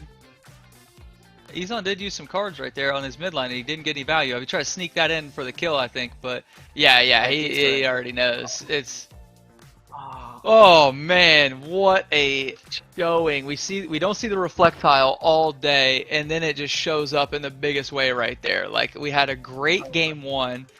Game 2 was revenge mode. Like, just straight, like, no, I'm not 1 HP. Let's not even leave it close. No. Yep. I mean, Deku had the right idea there. He the eggshell was correct until, you know, the crit came in and just demolished everything. Oh. And man, that was you're right. It was the right play. Like, sometimes you can make the right play, but that's Classic, baby. Sometimes it just doesn't fall your way. I mean, I still can't believe he hit, and like to put the front line was in a precarious position because of the first crit, which was a big deal, but like, and then he kills the bird. Like, insane. Things just didn't go Deku's way that match, and well, we have a game 3 now. Perfect. So perfect. Our first series here in round 4, we get to go to game 3. Let's see, Deku will have some crits of his own, some revenge crits. If I do say it's only fair, right? It's only fair that he at least gets 1 or 2 in. I guess the question would be, like, do you bring the bird again to see what the bird has to offer? Because, like, we didn't even really get to see any value from, like, yeah, it saved the midline, but it did it. Like, it died so fast. It just, you know, like I said, I love the bird class, but, you know, there's a lot of matchups where it doesn't work. And it just gets beat down because it can't put out high damage and it can't sustain anything. So, I mean, It's Decky's truly a glass there's cannon. got to be a there's got to be a balancing crit here in the force somewhere, I feel like. Yep. And wow, like we were going about the bird, you know, how the bird is a beautiful class, and we finally see it with the hair dagger in its all of its glory, and then boom, crit Demolished. takes it out. Not demolished, not giving it a chance to even shine. Well, you hate to see Yeah, it. it And, kind of. hopefully- I definitely took that a little personally. You know what I mean? After I'm trying to compliment these birds, and he's like, no, sit down. The reptile, not in this matchup. Sorry, not this matchup now. Not this matchup ever. Like, it's not gonna work for you. Yep. And we'll see if Deku does bring the bird out again. Maybe the second chance. Let's see if it will shine or not. Yeah, we just wait. Right. Also, for game. any sort of how do you feel like with that reflectile? I mean, how do you feel like maybe a mech or something like that would match up a little better, or do you think it's still just it's not gonna be able to sustain? I mean, generally, when you're going against a reflectile, the option would sometimes be a spiky wing aqua or some sort of backdoor. But hold that thought, because we do have game 3. Oh wow. Oh, Okay. maybe almost. We maybe almost had almost. game 3. Well, if that's the comps that we're gonna see, I mean that that could be interesting as well. Look like a very nice little matchup there. I mean those bugs. That's another one that made its way kind of into the later game meta there of Classic. I forgot about these bugs with that cottontail, the snail shell, parasite, a few different variations there. I mean those things can absolutely ruin your hand, ruin your game. They're discarding your cards, like, and they're surviving with these mosquitoes. And they never die also because of the snail shell and the mosquito, and basically infinite amount of energy as well from the cottontail with the shields, and they're just practically immortal in some of the matchups. But we do see, I did get a glimpse of the triple aqua there. I think that's what. Yeah, I believe that's what. Maybe a dusk in the front. I don't know. It was here and gone. We'll get right into game 3 as soon as we have the replay ready. But yeah, with those aquas, I mean, obviously looking to do some major damage. But again, we've seen already. I think these snail shells prove to be literally life-saving for one, but just a big disruptor to the type of damage that's trying to be brought in. But with no, there's no fish snack or anything like that. Obviously the snail shell serving the same purpose, but it's just, is it going to be enough to survive against 3 of these aquas if he can get through your front line quickly? And right off the bat, there we go. round 1, I do believe they skipped round 1, and now this is round 2, and they're pulling out all the stops. 5 energy, onto damage, and I think Deku's frontliner is dead, maybe, because these dual blades. Oh yeah, definitely. Oh yeah, it's dead. It's gone. A lot of cattail value there, but still, he played 2 cards that he wasn't able to use there right at the end, so hurts a little bit there. And as we see him shuffling through, what's the play? We getting stunned? What's gonna happen here? Like, and now this. Here we go. The eggshell early. This could be. This is I like the eggshell here though, because he did just unload onto his front line, so it's not like he's gonna have a crazy amount of follow up here. So taking some of the pressure off of the bug here. Trying to get some of its attack cards off before it eventually dies, because bug is weaker to aquas, and generally when the bug is exposed to triple aqua, it does not last long. So getting these parasites off is very crucial. Ooh, not enough damage. Barely alive here with this aqua sped up, but no cards on. I don't believe he drew any cards. Oh, he did. He had the Arco solo, but obviously you don't want to use that by itself here when you're trying to take advantage of your speed. He does play the snail shell just to be safe. He's going to get the cottontail energy back for it, and he's already got a snail shell in hand. So yeah, better safe than sorry. But look how much damage is about to come out from this bird right here. Oh, this bird might actually take out the midliner here. I do believe it's it gonna. does take It out will. the midliner. It It will. And wow, suddenly, Deku is in a winning position here. Wow. It's a 1v2 with the healthy bug as well, and Deku can just take the pressure off of the bug anytime with the eggshell, and there it is. The eggshell does come out. Look at all this damage too that he's still able. What a draw right there for him as well. I mean, he knew it was coming, but look at all this damage he's able to do to this Aqua.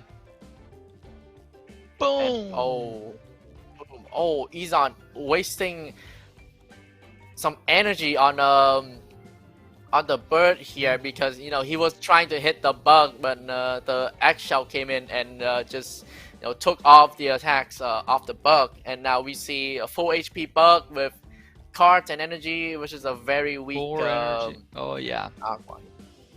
And Man, I don't think this is enough. Played out so well. It's not going to be enough here, but it's played so well here for Deku. That bird draw was so clutch. He drew that tri-feather there because he gave himself the debuff, and here comes all the mosquito, getting him back, ducking him down here for the life, taking it, and boom, just like that. Ooh, Deku gonna be our first semi-finalist here to move forward, I believe. Yeah, he'll be in our next round, winning the series 2-1. I think that was our best series, like hands down, of the day so far. We had the 1 HP, we had the double crit, followed up again by this bug machine gun bird. I called for it earlier. Look where it's at now. Just won him the series, got him the bug. Like a great little comp here.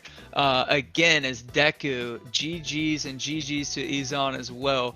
Way to get this far, but Deku one step further. Yep.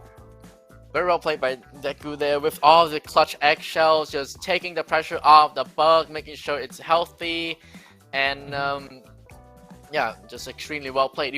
Even though his frontliner went down relatively fast, like round 2, or it's already dead, didn't get any of the attacks out of there. Yeah, still clutched it up. Right. So much damage and so much, manipulation with that eggshell, and then got the second, again, that draw at the end was just so insanely huge. I think he could have won it, but like that just was like the icing on the cake to really solidify the game there for him. But we'll get into our second match here of the round and see who our next semifinalist is going to be. We're going to have Sheeny versus Karakute again coming up. Here we go again. Let's see if Karakute can clutch this up and move forward. Game 1 coming right at you.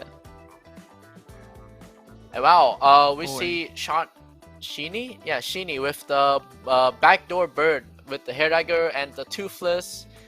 And right off the bat, round 1, going very aggressive. Both players here with the Godan, the double sandal.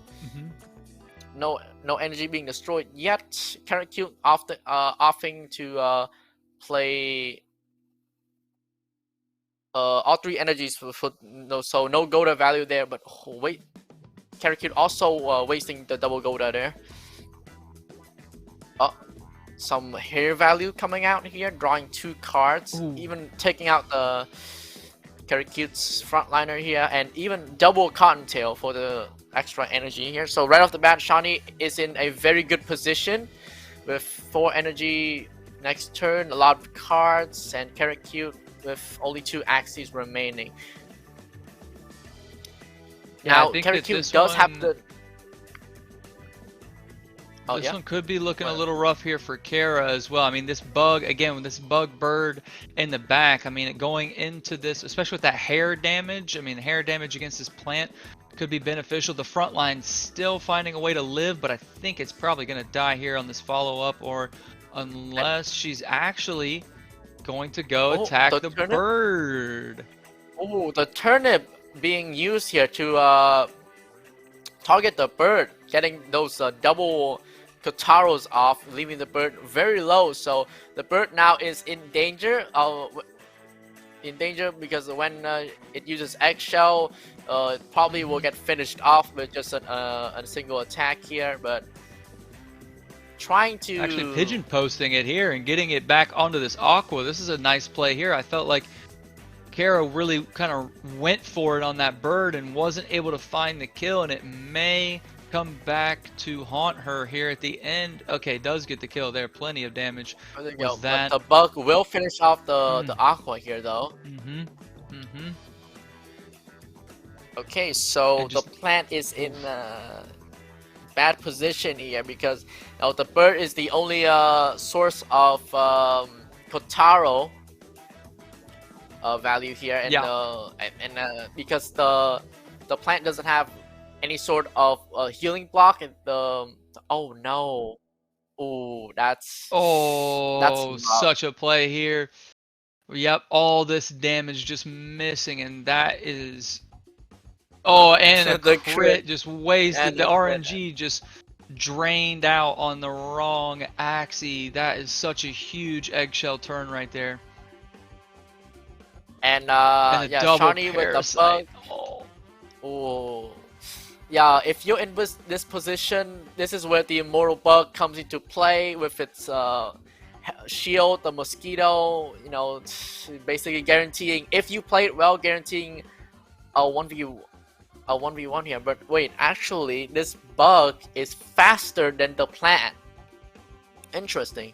It's 38 speed. The double aqua parts, yeah, the two aqua, the eyes and ears there, giving it, so it will have Katara value, but is Kara going to be able to live long enough? There's no heals here, or heal block like you said. Here comes the cactus, again, RNG already consumed up on the backline bird crit back there, unfortunately, and there it is. I mean, still no parasite able to be used though, so that Hatsune is really valuable. The Asune is blocking the parasite there, so the only really way for Shawnee to damage Kara is through the mosquitoes and the snail shell. But I don't think Kara has enough damage to actually kill off this bug. Nope, there's no way. I don't think so either. There's no way. Nope.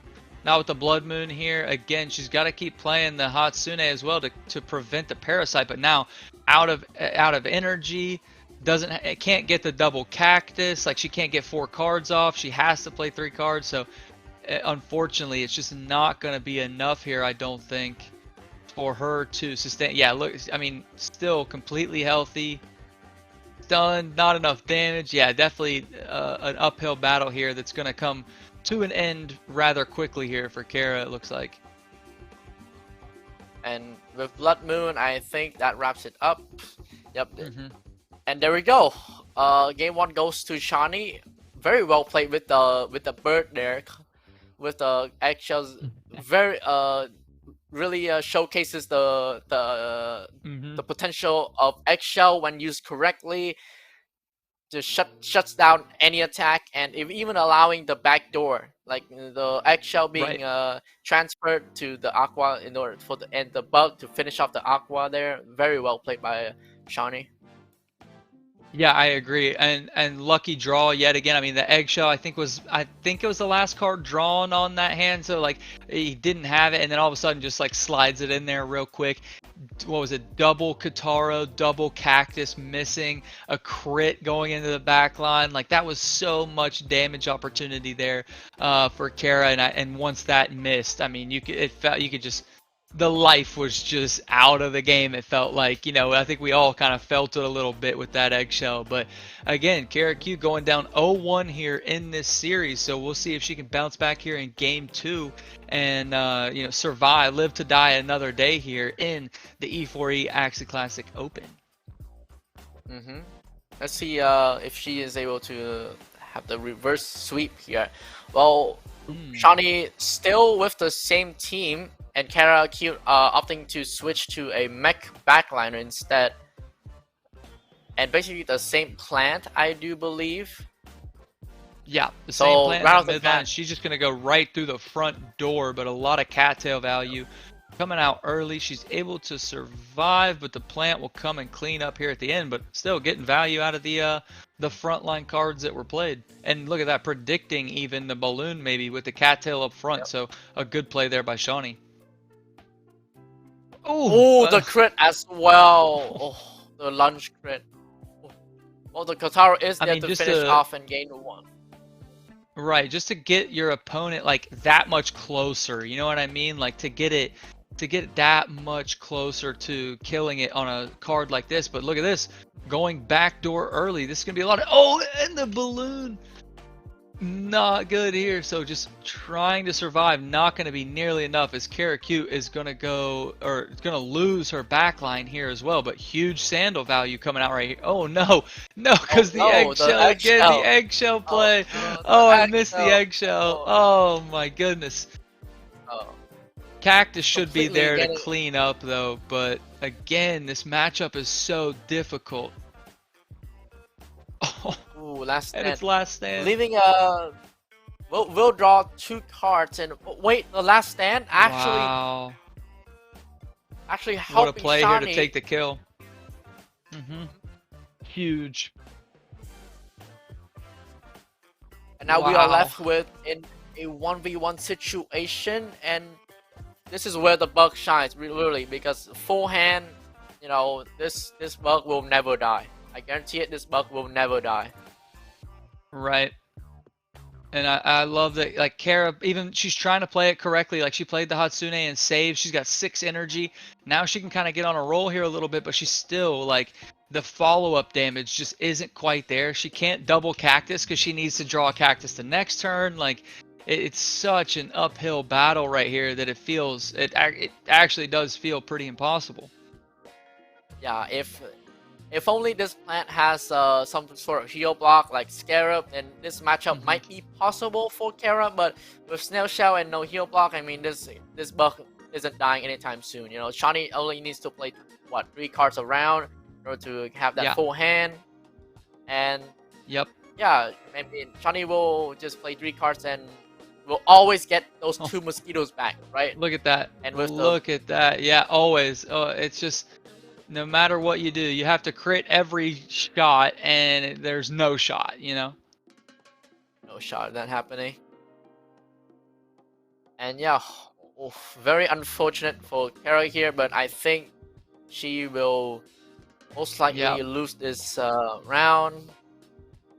And here comes the Blood Moon. It is looking like the end of the road here for Kara. Just such a difficult matchup. I mean, once you get locked into here, it's tough to do. She'll go through, she'll proc there, and actually miss the Hatsune damage at the end, so even less damage. Yeah, I mean, this is unfortunately going to be over as double mosquitoes just keep staying on repeat here at this point. Pretty impossible cycle to break, especially when you don't even have to really risk playing Parasite because it's been disabled the whole time.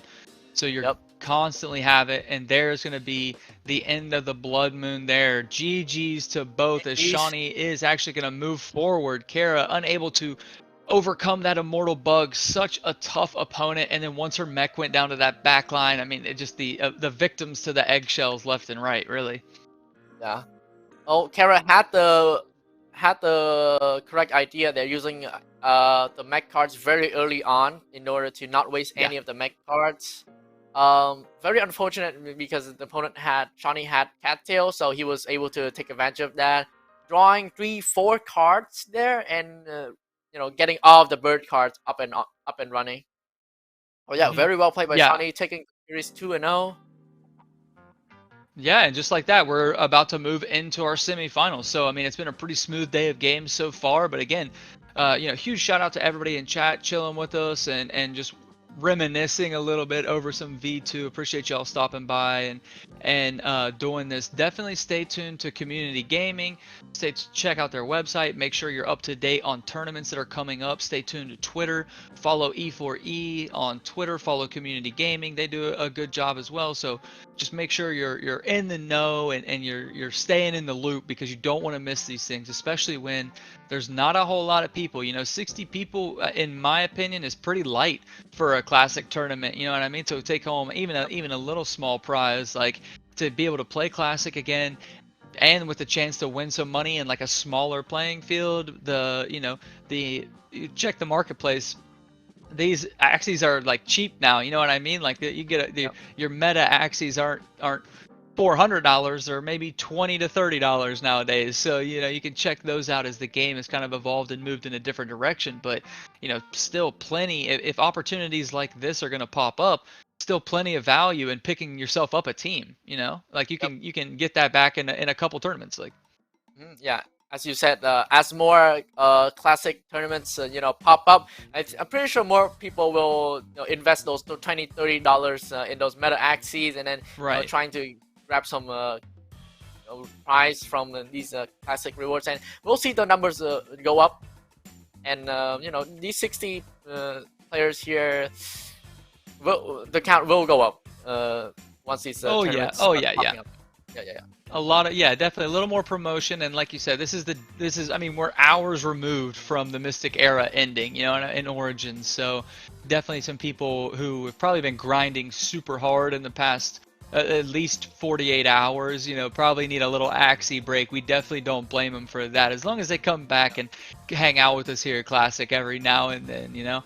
But with that being said, we do have our first semifinal matchup. This is going to be Deku versus Badazir. Again, Badazir, an old pro as well, a V2 Classic winner of all kinds of events, tournaments, things like that. And then we have Deku, who we've been tuning into all day. So I'm excited to see. Hopefully, Badazir can be the one to bring something to the table to slow this man down. Deku's put on some great performances for us so far. So and right away, wow, Badazir with antenna. Here we go. Here we go. Just, I love it. Trying to bring it back, trying to, like, you know, bring back the relevancy and all that. I love it. It's such like a unique little, like, it's so you're locked into playing one way, but there's a lot of threat in it still. Yep. Oh, antenna, you know, with the cute bunny being a threat, you know, the fear, you might miss couple of cards, and the watering can is there too to counter any aqua threat. But right off the bat, I mean, not a whole lot of antenna value being used here. Oh, never mind. Here it comes. Here it comes. Here it comes. If you skip a turn, then you know it's antenna time. Antenna value is taking that energy away from you. Right, and that's why it's so scary to skip and do all this, but you have to build up your turn somehow, you know. I mean, it goes to take the kill here, which you should do pretty easily. But again, you have all these fears and all these, like, your energy. So when you do want to go play a card, you can't because you're feared. You have to shake that off properly. Like, you know, you have to use the energy there. So it's very hard to get ahead in the energy game. But this one should be. I mean, the Cottontail obviously offers a little bit of counter to that as well. Oh, some cattail value coming off here, a little bit of crit there, but I think with the fish snack there, this bug is not in any sort of danger of dying. The bug even has spiky wing to deal with the midline of Deku's. Huge turn come off here. I think he will miss an A attack. Oh yeah, unfortunately he's going to miss his antenna there, so could have had some value there that's missed, but took the mosquito instead. Could have layered that a little better, maybe slid that fish snack in there to miss the fish snack instead. Now both players going ham, going all in here. Deku will layer that attack and doing massive damage. 200 damage, just absolutely huge here. And I think that Badazir's bug might actually go down here because it is slower than Deku's bug, which has still gonna get mosquito value as well, so that's a really good turn there for Deku going into this little 2v1 situation here with a lot of and the tri-feather comes out. No, that was about to be so much damage coming out to this aqua that it was probably over. So Deku taking game one of our first series here in our semifinals. Again, winner of this moving on to the finals. This is a best of 5, I do believe, here as well, so we will get at least 3 games out of the series. That makes me excited. I could always stand, a couple more games of Classic. That doesn't Oh, this is a best of 3. Okay, I apologize. This is a best okay. of 3 here. So next round will be our final round and our best of 5 there. So Yep. getting shorted on some classic, that's fine. I was just, I was excited for it, but it's okay. It's okay. I might just have to go play some of my own here after this, which I always feel like now that we're in the off season for that, even though I think land play started at some point today, there's so much going on. There's so many games to choose from here in the community that it's great, but I mean, I still think classic is always going to have that little warm special place in my heart. Yep. Same could be said for me. Classic is always welcome. More classic is always welcome. Absolutely, absolutely. Well, we would love to see. We got Stu in the chat as well. Thanks for showing. He said always announcing something. Well, let's go ahead and announce. Let's announce some new classic events. How about that? How about that? If I had to be picky, if beggars had to be choosers over here, but we got game 2 ready here as again Deku versus Badazir. Let's see if Badazir brings out the same. He does elect to bring out the same comp, so we're gonna run it right back. Well, actually, Badazir drawing all of his cards on the Aqua, which is very bad for an antenna team because you want those cards to be spread out across all the Axies. And Deku playing a very aggressive start here, just completely whittling down Badazir's plant to very low HP. Oof. Trying to break up that plant, but Deku has some other plants of his own. Ooh, this might be good for Deku here. Although the antenna does come out, Deku played double cattail. Double draw. Oof. Oof. Double draw. Ooh, his hand will be full. And actually, plenty of layering. Will this take out the? No, that's just an cottontail. Okay, so Deku has a lot of cards to work with this turn. He probably will finish off the plant here, but Badazir again with another antenna turn, probably this time stealing all of Deku's energy if I'm not mistaken, and will finish off Deku's front line here. And yeah, I mean in this matchup, at the end game, the only thing that is important is speed. If Deku's bird has more speed than Badazir's Aqua, I mean it just one shot Badazir's Aqua. But Badazir does have the goldfish there, so there's that potential outplay. But yeah, right now both players will play it safe with the snail shell and the fish snack. Playing very passively, just waiting for cards. Badazir has all of the energy in the world to work with. 7 energy, right? 7 energy to play with here, but just not like the parasite getting to him. He doesn't have a lot of cards here, but here he'll open it up a little bit. But again, the bird, he, obviously not wanting to play into that fish snack a little bit, seeing if he can't let his own bug do a little 1v1 here. Big parasite right there, getting rid of a goldfish, I believe. So, I mean, he has the energy, but again, he just doesn't have the cards to play to match this energy and like get something productive out of it. So Spiky Wing will actually take out all of that shield, layering very correctly, landing both of the mosquitoes. And this time, yeah, I mean, Deku does have all the cards in the world, but he only has 2 energy to work with. These Tri-Feathers really have to put in the work here. Or a single fish snack will ensure the survival of that bug, if I'm not mistaken. If there's like a lucky crit, it might kill. 202. Waiting for 202, and oh, can't get it. Can't get it. Oh, even hitting the fear on the bird as well. So next turn, the crit Ooh, also. Okay. Okay. Yeah. Okay, well, I mean, Badazir will try to fear the bug here. I think Deku has enough damage to take out the bug here, if I'm not mistaken. sphere lasts for 2 turns, so that is a miss with the double parasite. I think double parasite is more than enough to take out this bug right here. And yep. Oh. With no cards left, and he's actually in last stand is kind of huge. No, okay, he'll fall. I was gonna say the last stand's kind of huge because if he draws on that bug, but he will actually take it. So 1v1 here, very interesting, but so much damage. He lived. Oh, okay. He lives, but actually here, I think Batazir actually wins this. If he draws correctly, if he draws enough shields, he might actually live through all this. All the I don't think it's enough. Attack. I Deku don't does think have the it's- I attack think down it's- debuff though. Oh, he does.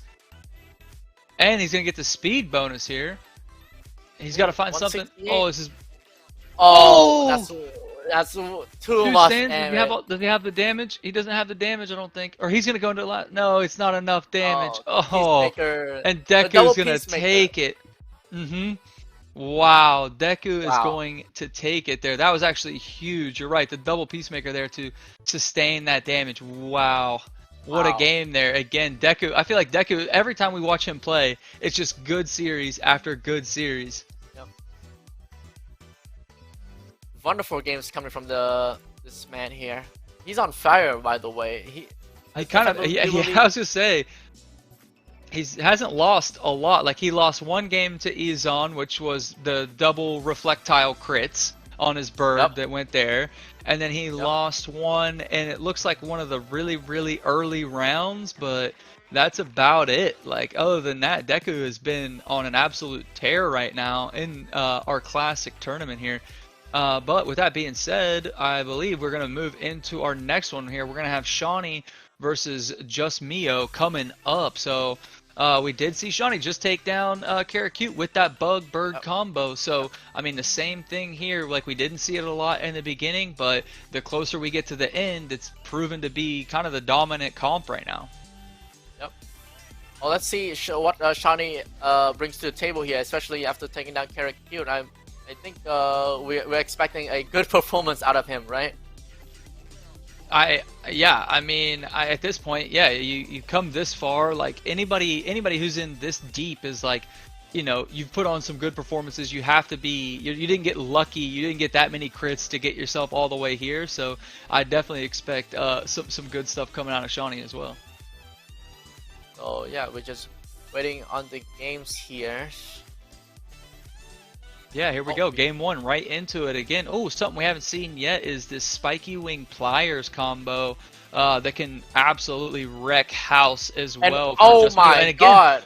We'll start the game off with a crit. Let's go. Crit. Wow, let's go. Just Mio with the early crit here, I think. So Just Mio is running the double spear, double lunge with the Spiky Wing insert there, right? Was it? Yeah, I do expect the pliers. Yeah, the pliers there on that horn part, and then I do expect this mech. I mean, to obviously have some value here, but like the cards aren't quite there. Shawnee went with a pretty big turn one, I believe, and just again not drawing a lot of mech cards, and also not having any shrimp cards to do a lot with. He's actually going to elect to take an eggshell here. Kind of feels a little risky even. Yeah, I mean, but the crit. Oh, okay, nice little crit. We love that. We love that. But love that. A lot of damage coming back at him. A lot of damage coming. This double spear right here is going to be more than enough to get the kill. Oh, that's the eggshell there on the other side. Okay. There we go. I think the egg was there to ensure the spears will hit. Oh, unlucky because the last stand will allow one Goda to go off. Yeah, and this Shawnee Shrimp isn't going online as he would expect it, because it's round 4 already, and right. Yeah, and the damage cards are there, but just not enough damage. But I do believe that this mech will get off all his cards, because oh wow, he actually opts to go for the back door with an eggshell. So this Aqua will go down and will take down the this other Aqua with him, right? Oh, Ooh, not enough 24 damage. HP, barely surviving. But he is going to lose his backline Aqua. That's actually pretty huge there that he's not able to find that kill. This mech has plenty of cards, but no energy. I mean, very tough to really pop off when all you have is 2 energy. Here comes the speed up though. But oh man, Plyer's going to be coming in with big damage. Fires. Ooh, 152. And yeah, because the mech isn't going first, so there's no real balloon value coming out there. But wait, if Shawnee plays it really well, if Justmio doesn't draw double koi, I do believe he will take the win. Oh no, that's gonna be it. Too much damage here. Just Mio looking to take this one here in the first game of the day. I mean, again, that Pliers, this right here, this spiky wing into Pliers. So not only are you doing more damage to the shield, but you get more damage in general and just so dead so fast. Like, yep. And wow, game 1 goes to just Mio with the team. That was such a that was a good idea from Shawnee there to try to take out the backliner, just Mio's backliner, while also playing the eggshell to take some of the damage cards off the mech. But unfortunately, it was not enough damage to take out the Aqua. Right, such high risk and like, you know, little reward. It felt like. And really, well, I mean, hey, we still have one more game to go here. I feel like Shawnee hopefully can turn it around. We just saw Deku take the 2-0 sweep over Badazir, correct? So I mean, are we gonna get another sweep? We're gonna get to tie it up a little bit. I mean, either way, we got game 2 coming up. I'm super excited to get into it as well. Again, just Mio taking up that 1-0 victory, trying to move into the finals here. So a lot on the line here. Just Mio probably just wants to move quickly and like as effectively as possible into these finals. So Shawnee with the poison comp and just Mio with the good old spear comp, as we saw the previous game. Oh, some nice yam value come out here with the double leaf bug, getting that sweet energy. And right off the bat, Shawnee with a good yam read as well, because just Mio has the tendency to go very aggressive at the first rounds. The yam value has already been. I like bringing the poison team back out and trying to pop off with that a little bit. I'm a fan of that move. Yep. So Shawnee does have double Toothless on both of his Axies, so he will have plenty of backline access here. Unfortunately, he does draw both Toothless on one mech and not a single one on the other Axie. I do believe this is enough damage. If it's not enough, I think the poison will just take care of it, right? Oh, the crit. Yeah, there we go. There we go. A tough, kind of a tough situation though. I feel like this Aqua can still just put out so much damage. Again, like, look how much damage this is about to do. On top of 170 shield, just eat through it and still do 100 damage to follow up. And another Piranha. So much damage right there. Wait, I think Shawnee's midliner might go down this turn. That's a lot of cards from just Mio's midliner here. And Shawnee's midliner is slower. Is it gonna be enough? That's a single lunge with no chain, and I don't think, yep, that is not enough. So Shawnee's midliner will get the cards out. Might potentially be a kill here because double Saras gets that. Oh no, the poison will take him out, but some pretty bad draws here. Oh yeah. Okay, well, just will speed up though. Well, still gets the speed up. Oh, the double But did he Arco play draw. it too early? Yeah, did he play the speed up too early? Is he gonna be able to survive? Oh, this is a lot of damage though. But is he gonna be able to survive? And Wait, I still think Shawnee play? survives. He's not gonna get the speed up. Yeah, he's not gonna get the speed up from his Aqua right here, is he? No, there's no Aqua card left. Wait, so Shawnee has the speed advantage next turn all that's left is if he draws all of that, those He needs a those damage. attack cards. Yeah, he needs damage. He's Yeah. Akko. He needs those juggling. And oh no, I don't think that's He re- enough. I don't think that's gonna be enough. he redraws the Toothless. That's so unlucky. Yep. He only if only Maybe he drew just a bit of a misplay to like play that. Yeah, he needed to. He didn't want to redraw the Toothless, I don't wait. believe, and he played one. Wait, actually, this might be very close. This is 35, and the Toothless will crit. Oh, 7 Just HP. died. He's just not able to hang on. Just Mio clinging on for dear life there at the end as he goes up 2-0 to move himself into the final. So we're going to have Deku versus Just Mio. Deku, obviously, we've been watching all day long. We got to see something great right there from Just Mio as well. But again, I mean, I'm looking forward to our final matchup. We've been kind of following Deku all day. Like, I don't know. I'm kind of rooting for him a little bit at this point, just because we've seen every time we see him play, it's such good games. But so I am really, really excited for that. But before we get to that finals matchup, we are going to take just another quick break. Again, we're going to come back and get into a best of 5 finals, Just Mio versus Deku, to see who's going to be this run's rendition of the Classic Open Championship. Again, shout out to Community Gaming, YGG, Axie, Chi, E4E, everybody else here, Elite Metaware, and Sunseen himself here for joining me. But don't go anywhere, guys. We'll be right back.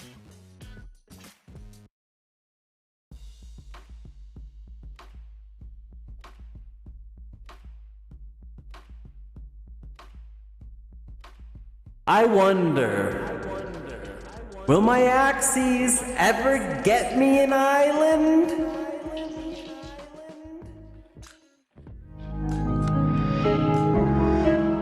Yeah, It's Axie Infinity, baby.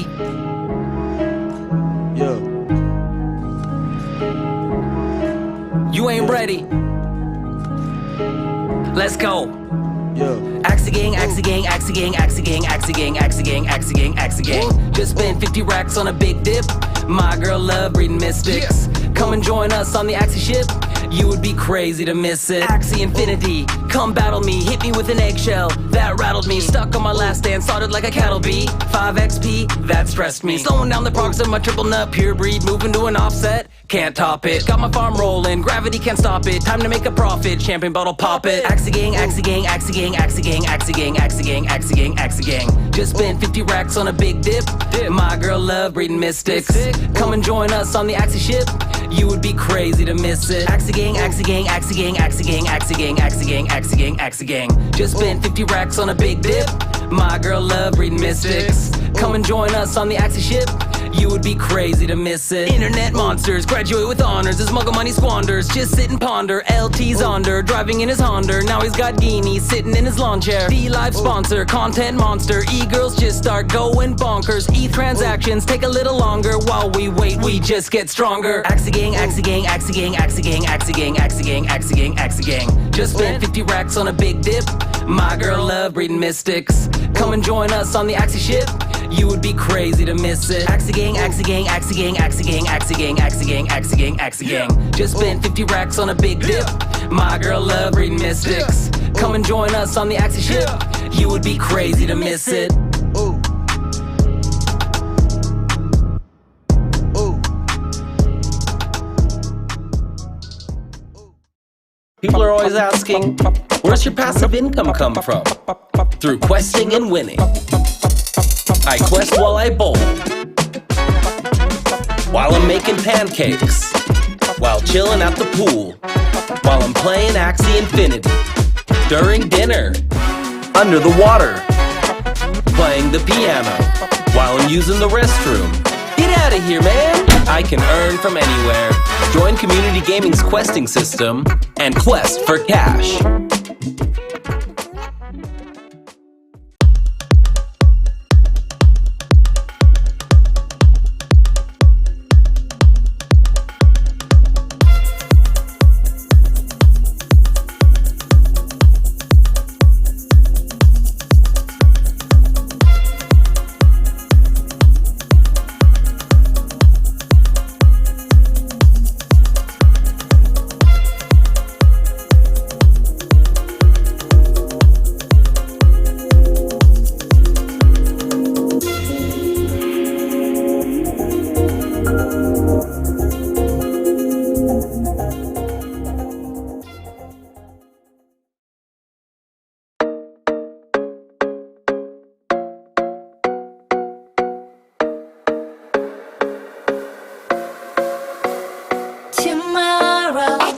I can see in your eyes, in your heart. I see tomorrow. Welcome to tomorrow. Esports, gaming, high score, victory, Cupid, blue moon, cattail, chubby. I found Indes, game changer, legacy, future, Web3, Axie, infinity. To the moon, Lima, cloud white, Coco, Elon Musk, retweet, G-host, on fleek, scholarship, blew up, chief invented it, coins crash, SLP, tough times, c'est la vie. Tomorrow, I can see in your eyes, in your heart. I see tomorrow. Welcome to tomorrow. I can see in your eyes, in your heart. I see tomorrow. Welcome to tomorrow.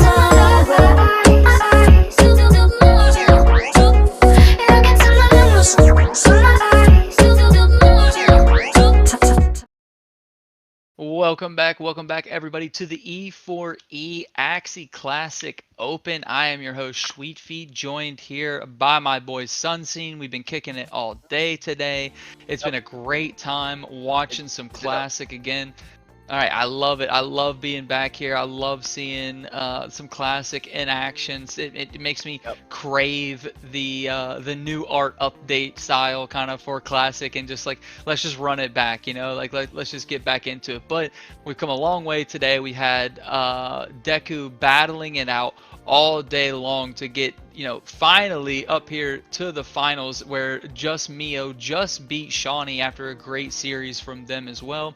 And again, we're going into a best of 5. I'm super excited. I mean, I think we have some great matchups here presented. I mean, we saw the lunges come out. We've seen the bugs and the machine gun birds come out. We've seen just about everything Classic has to offer, I feel like, at this point, at least as far as tournament comps go. But what about you, Sunseen? What have you loved the most about today?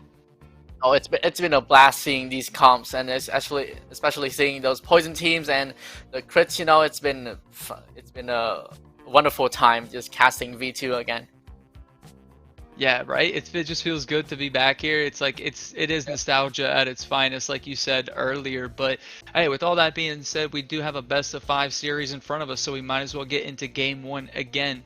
Just Mio going up against Deku here in what's been, like I said, we've watched him, what, 3 or 4 times today. Deku's always provided us with a great series, so now we get to see him at least in 3 games here in this last one. So let's hop right in. And right off the bat, we see Just Mio with the good old team that he won last game with, and Deku with the poison team here. Wow, double gold out will get all of its value here. What a great turn for Just Mio. Well, Deku will get back that 1 energy from the leaf bug, but still, he is still down a lot of energy. Now these players will skip because they're afraid of, oh no, Just Mio playing into that Yam. That's what you typically want to avoid in this matchup. You generally want to avoid even, you know, hitting the Yam at all. You want your Axies to have no Yam on them, so the poison ticks won't build up and start just killing all of your Axies. Well, now we see the Yam just spreading across all Axies evenly. Still no backdoor card though going into round 4 here, so it feels or he got one there for the mid line, but he didn't get one on the back line, I don't believe. So still not a lot of value coming out from this mech, even though it'll be there, I think. But like, it's like, okay, time to kind of come online here. I think I've kind of expected him to play something with that. I think next turn he will go all in with that mech. It was just a matter of time, you know, and you know, let that poison taking down, and you know, with that double juggling ball, you know, it will take out that Aqua. Now he's just getting all that value from that mid line that he has, getting the poisons out, and yeah. Meanwhile, just being ticked to death over here already. They're starting to add up, especially on that mid line. 4 ticks there, and 2 and 2 on the others. Like, they're just every single card ticking away. And wow, this mid line actually won't go down here. Still gets out that 1 card before it dies, and if I do believe this should take this should chunk the Aqua quite a bit. Deku really only needs to kill the Aqua in this matchup to actually win. Because if this one mech can has the ability to actually clear 2 of these Dusk alone. For sure. Is he gonna? He's not gonna go backdoor yet, so I like this, but he is gonna speed up here. So this is a really good play here. He's probably gonna look to try and go backdoor next turn just to finish it off, because this 1v1 versus the mid line is easy for him. Yep. And here this it comes. should be able. This should be able to clear out the backline, even playing overkill here just to be safe. And now just Mio Yeah, I in like a that very too. bad, in a very bad position here with no cards in on his mid line and versus a mech that has Twin Tail. Okay, now just Mio does have the speed advantage, and Deku will play it safe by playing double Arco for the shield. And wait, I think this just kills, right? This is should a be, straight oh up yeah, kill. this should be more than enough here. Yeah, even with the poison or without the poison, this is gonna be more than enough damage here. He's got even the extra tail there that he never needed. So yeah, a good adjustment there by Deku. He stayed patient with it, like you said. He didn't jump on that Aqua maybe as early as I thought he should, or maybe he was going to. Got some poison stacks out. Super. I mean, any Yam value is like, feels great, I feel like, and it feels horrible for your opponent, especially when they all 3 play cards. So a good little Yam there to kind of get the most value he could out of that front line. Especially with the poison keys, if you land a single Yam on all 3, it's still gonna be a good value. And if you can land like at least 5 or 6 Yam stacks on a single Axie, you can just ignore that Axie the entire game. You don't even have to touch it, because it will just die on its own. Especially with the Furball and the Twin Tail, just a lot of those poison ticks will tick down, and the Axie will just die itself. Exactly.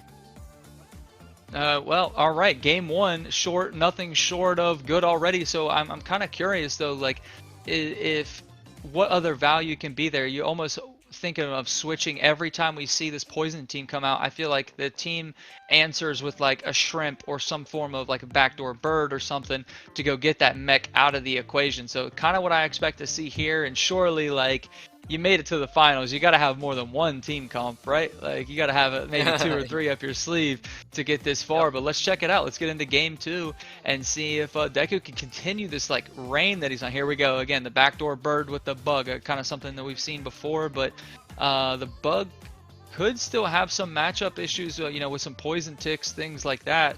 That could come out here. The Yam's available. He elects to save it. A good save here, I think. Well, just Mio does have both of those Toothless, so that mech will be in danger if the mech doesn't draw its cards soon.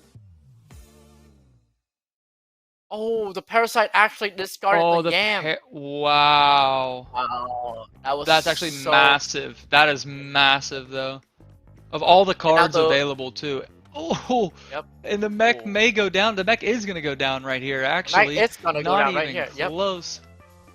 And the Eggshell will soak up all that damage and poison from that mid liner. And wow, suddenly, Deku is left with 0 cards.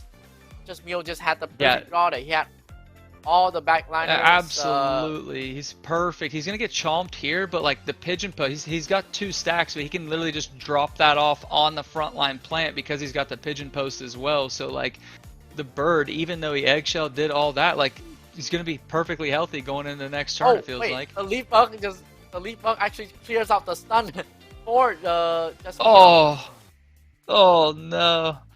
Oh no, so it's even worse. Now, I mean, Deku still has a winning shot here, especially with the healthy midliner and the plant. Ooh, the plant will play Yam, but I think just Mio would just transfer it off with Blackmail, right? Yep, giving himself more stacks, unfortunately. And the double vegetal bite will likely do nothing because there's no energy to steal, and this No looks like just energy. Meow's game. Absolutely, it does. Definitely in a commanding spot. I mean, the bug against this mid line here, like the chomp is something you gotta pay attention to, but like I just think this bug sustains too well. It's gonna be discarding the cards. Two super healthy Axies. Like this is a I'd say this is an uphill battle that seems like a waste of a time here for Deku. So he's like, all right, let's go back here. Let's go to the drawing board again. They beat my poison team. Let's switch it up. Bring out one of these other comps that I've already won with. When I like that he kind of like it's almost like Deku's kind of controlling his hand though. Like he won with the team he wanted to win with. So now you have to go beat him, and now he can answer you. Like he still has the upper hand a little bit, I think, kind of in that scenario. Yeah, but well, very well played to just Mio for that team change there. Like it really counters Deku's team there. So especially with that backdoor, right? Because all you need versus poison is a backdoor. Exactly. Go that mech, and once that mech is done.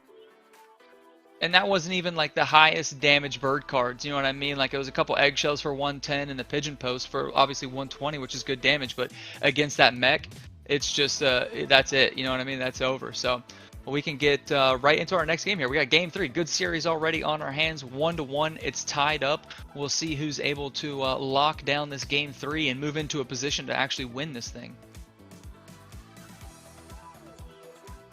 There it is. There's the old reflectile making its way back out with some lunge as well. So taking a little more offensive approach. Right, so a good damage and able to reflect. But look at all this damage coming out on turn 1 for just Mio there, or turn 2, sorry. Or no, that was round 1 actually there, and was able to get a go to value as well. So just Mio with a very aggressive team here with triple launch of that reflectile, and very good round 1 with the go to value and the launch as well, leaving Deku's frontliner really low. And I do believe that this launch will take out Deku's frontliner, and nice little start there for just Mio. Again, pushing the aggro, pushing aggression right here.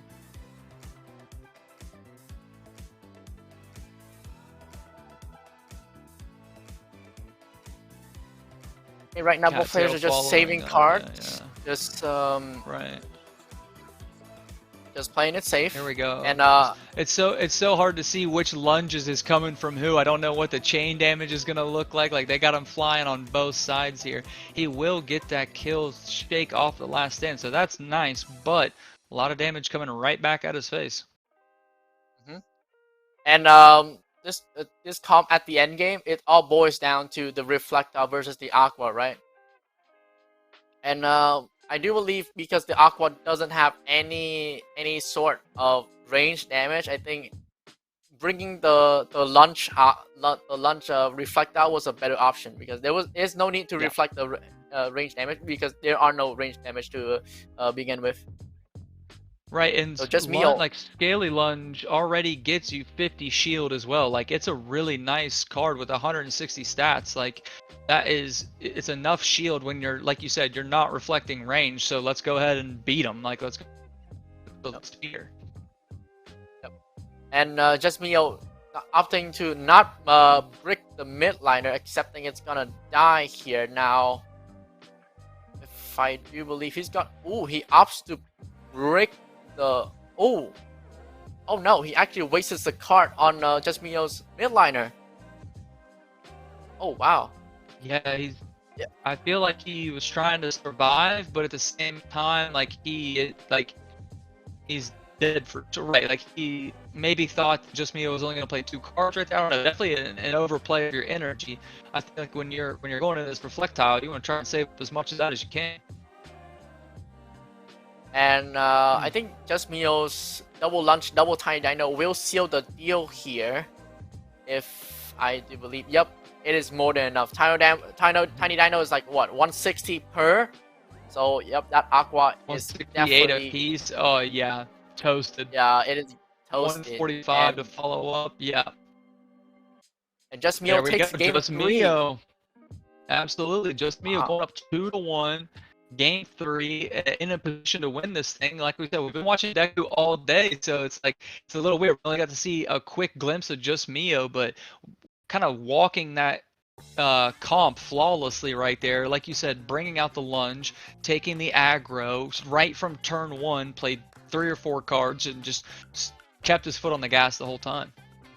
Yep, and especially with that team that he has, he really wants to like go as fast as he can in order to access that backline, because once that Aqua is exposed or that mid liner is exposed, he gets access to Kotaro, and you know, once that Aqua is exposed, Tiny Dino lunge finishes it off. Right? So exactly. Yeah.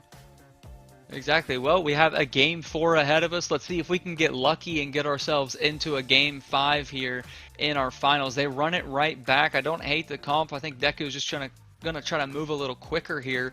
But again, just Mio. Ooh. Turn 1, back-to-back games, bringing the juice here. And oh my, just Mio with a triple lunge draw. Huge damage coming off right here. Even having the cattail value. And wow, Stacking just it up. wow. Yep, triple lunge here. A lot of damage. 145 per lunge. Now, just Mio will get a lot of draws on that frontliner. Actually, he gets what? Both sandals, both lunges out, cattail out. That's almost all of the cards of the frontliner being used. And he actually will greet for the double Goda here. Wait. I think just Mio's frontliner survives here. Just barely survives because of that break. Oh. No, I don't think he does. I think he's gonna go. Oh, last stand, but will he survive from the cottontail? He will. I mean, and then that, throw that just, out both. I'm not sure if it's yeah. really worth it, but I mean, the Kotaro is there. Both Kotaros and the Cottontail is there to back up the energy. So I mean, that's energy he can afford to lose, I guess. Yeah, definitely. I think one of them maybe, but I mean, I think if you were, he was going down. You know, like just a little bit of maybe a little bit of a misplay, but nothing too crazy. We'll see if it comes back to bite him here in a minute or so. But again, like you said, he had both Kotaros available. He's gonna play them anyways. You know what I mean? So we'll see. Yep. And now just Mio only opting to play double Kotaro here, not greeting for anything.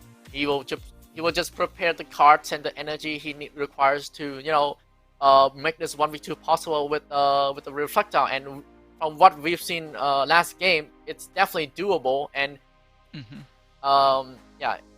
And right now, what Deku needs is he really needs a spiky wing draw, which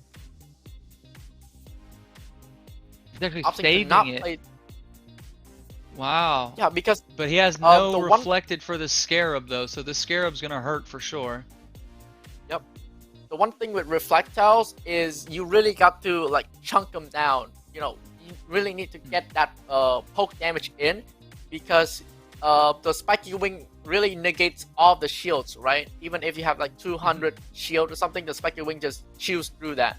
And what matters is the HP the Reflectile is at. Right now it's very low. Oh, this actually might put him in last stand. Oh, he actually gets it. Wow. I did not think he was gonna get the kill completely right there for sure.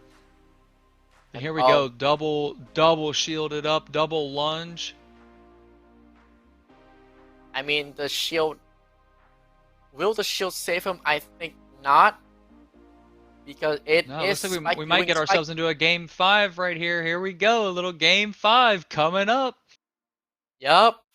Spiky wing proving its value right there. Just wow.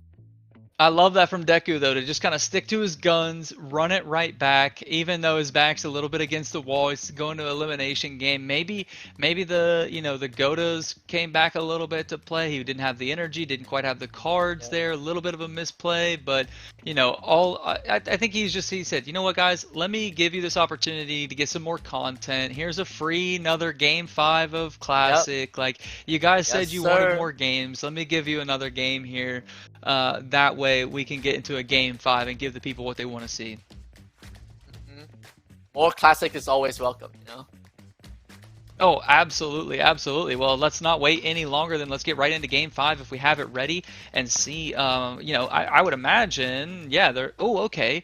Just Mio actually electing to switch it up and bring the bird. I like it. I like it. He's gonna double draw right here off this hair dagger. Cattail, no value. I mean, Cattail is such a conflicting thing for me. Like, do you play it turn 1? Do you save it for turn 2? Like, how well do you know your opponent? You know, like, what are they gonna do? Like, it's just tough. But he does actually draw it back to back. So, wow. I think that double hair dagger shuffling through his deck definitely helped him pull that out. Now he has all the cards in the world. He needs to break this plant up. And actually, Deku just drew Spiky Wing, so I'm not sure about that plan to break. Oh, actually, the eggshell will come in play here. Okay, electing to maybe sacrifice. Oh, he's gonna play it on both. So I like this. He plays it, gives it to the Aqua, and then plays it again to apply it to himself. So a little bit of layering right there. And it looks like he was gonna go chase it up with a that cactus right there and actually take the backline Aqua in this one turn. So layers, folks. Layers. Wow. Ooh. Very well played by just Mio here. But I mean, that Deku will take down that bird, but at the same time, will take out that Aqua, so a 1-for-1 trade. And I do believe that the mid line for Deku actually wins the 1v1 versus that bug because of that Scarab. And yeah, that mid line also has Contail to sustain energy for itself. Or shake off the stun. Like, he's got a few outs right there where he can still get decent damage, and if he can shut down that heal, this front line's still alive. He kind of needed that right there. I feel like, again, already in the energy positive here because of that. Those Godos are coming out. They're kind of scary, so he's been playing around those as well. Another one comes out here. He's not going to find the energy though, but he's not going to find the kill. Oh, he's able to survive with another 100. Huge brick coming from just Mio there. The important thing now is just to take out whoever takes out the other guy's front line first, and just Mio takes Deku's front line out with the double.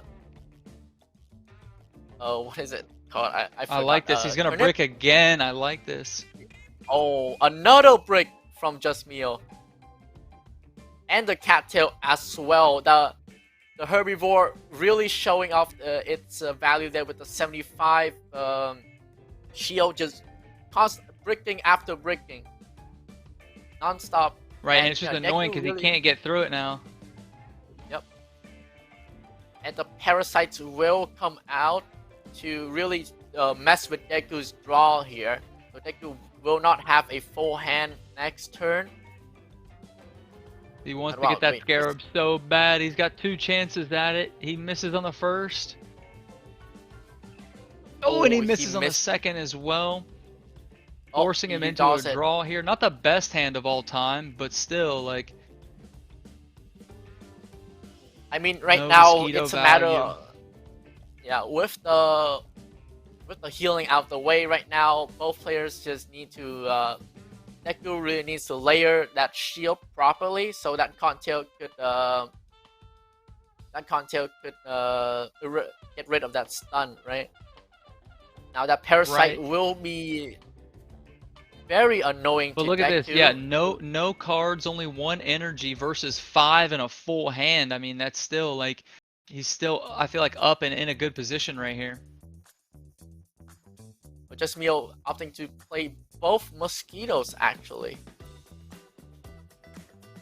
Well, this is gonna be a very close game, but it all comes down to Deku's draw right here. I mean, just Mio does have all the shield in the world to work with, especially with the double Contail providing 60 shield right here. But is it gonna be enough? It's just not enough damage. Yeah, even through the snail shell as well. And I do believe this is game. This should be enough right here, right with that snail shell maybe at the end. He might not even need it. He will need it just at the end, but it's clearly enough here. It's just Mio. Take game 5 and the finals here at the Axie Open Classic. I mean, we couldn't ask for a better finish there. I mean, we came right down to the end. They ran that thing back 3 times.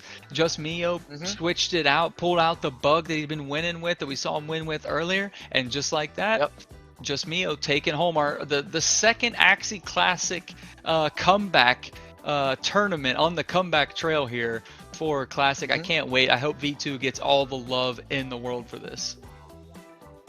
Gets all the love and respect that it rightfully deserves after all this time. Absolutely, absolutely. I mean, look how far it got us. Look at, we all, we wouldn't be here without it for sure. So again, I'll say it one more time for everybody, just in case they didn't hear me. We want it back.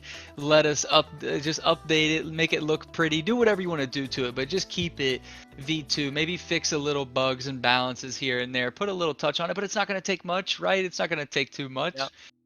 Yep. All right. Well, with that being said, shout out to everybody again. Shout out to our sponsors again: E4E, Community Gaming, YGG, Elite Metaware, Axie GG, everybody, the guys in the back, the production team for helping us. Sunseen, it's been an absolute pleasure here to get to cast with you and do this little event here with you. But until next time, my friend, we'll see y'all soon. See ya. For every generational shift in gaming and interactive entertainment, there have been huge steps forward and billion-dollar opportunities in tools and technology as a service in the gaming industry. As we look forward to the next decade of interactive entertainment, we believe the next major paradigm shift in provision of tools, technologies, and services in this booming industry is going to be around community. Tribally is building everything needed to enable and engage a global community at scale.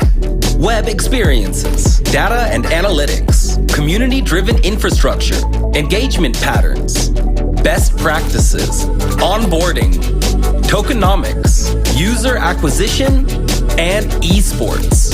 The founding team is very technically experienced and comes from backgrounds such as Bank of America, Microsoft, Dell, KPMG, Hamilton Insurance Group, Mars and Lindy, amongst others. They have spent the past 2 years building community solutions for some of the best Web3 gaming teams, including Sky Mavis, and they're also partnered with the Ronin blockchain. Their products have been used by over 1 million people across the globe so far. An experienced advisory team has been formed, led by people with backgrounds at Electronic Arts, Activision, Mediatonic, Epic Games, Ethereum Foundation, Outright Games, and Method from World of Warcraft. Welcome to Tribally, a provider of community-as-a-service solutions for the gaming industry, allowing Web 2 and Web 3 game developers to have an out-of-the-box solution for communities at scale.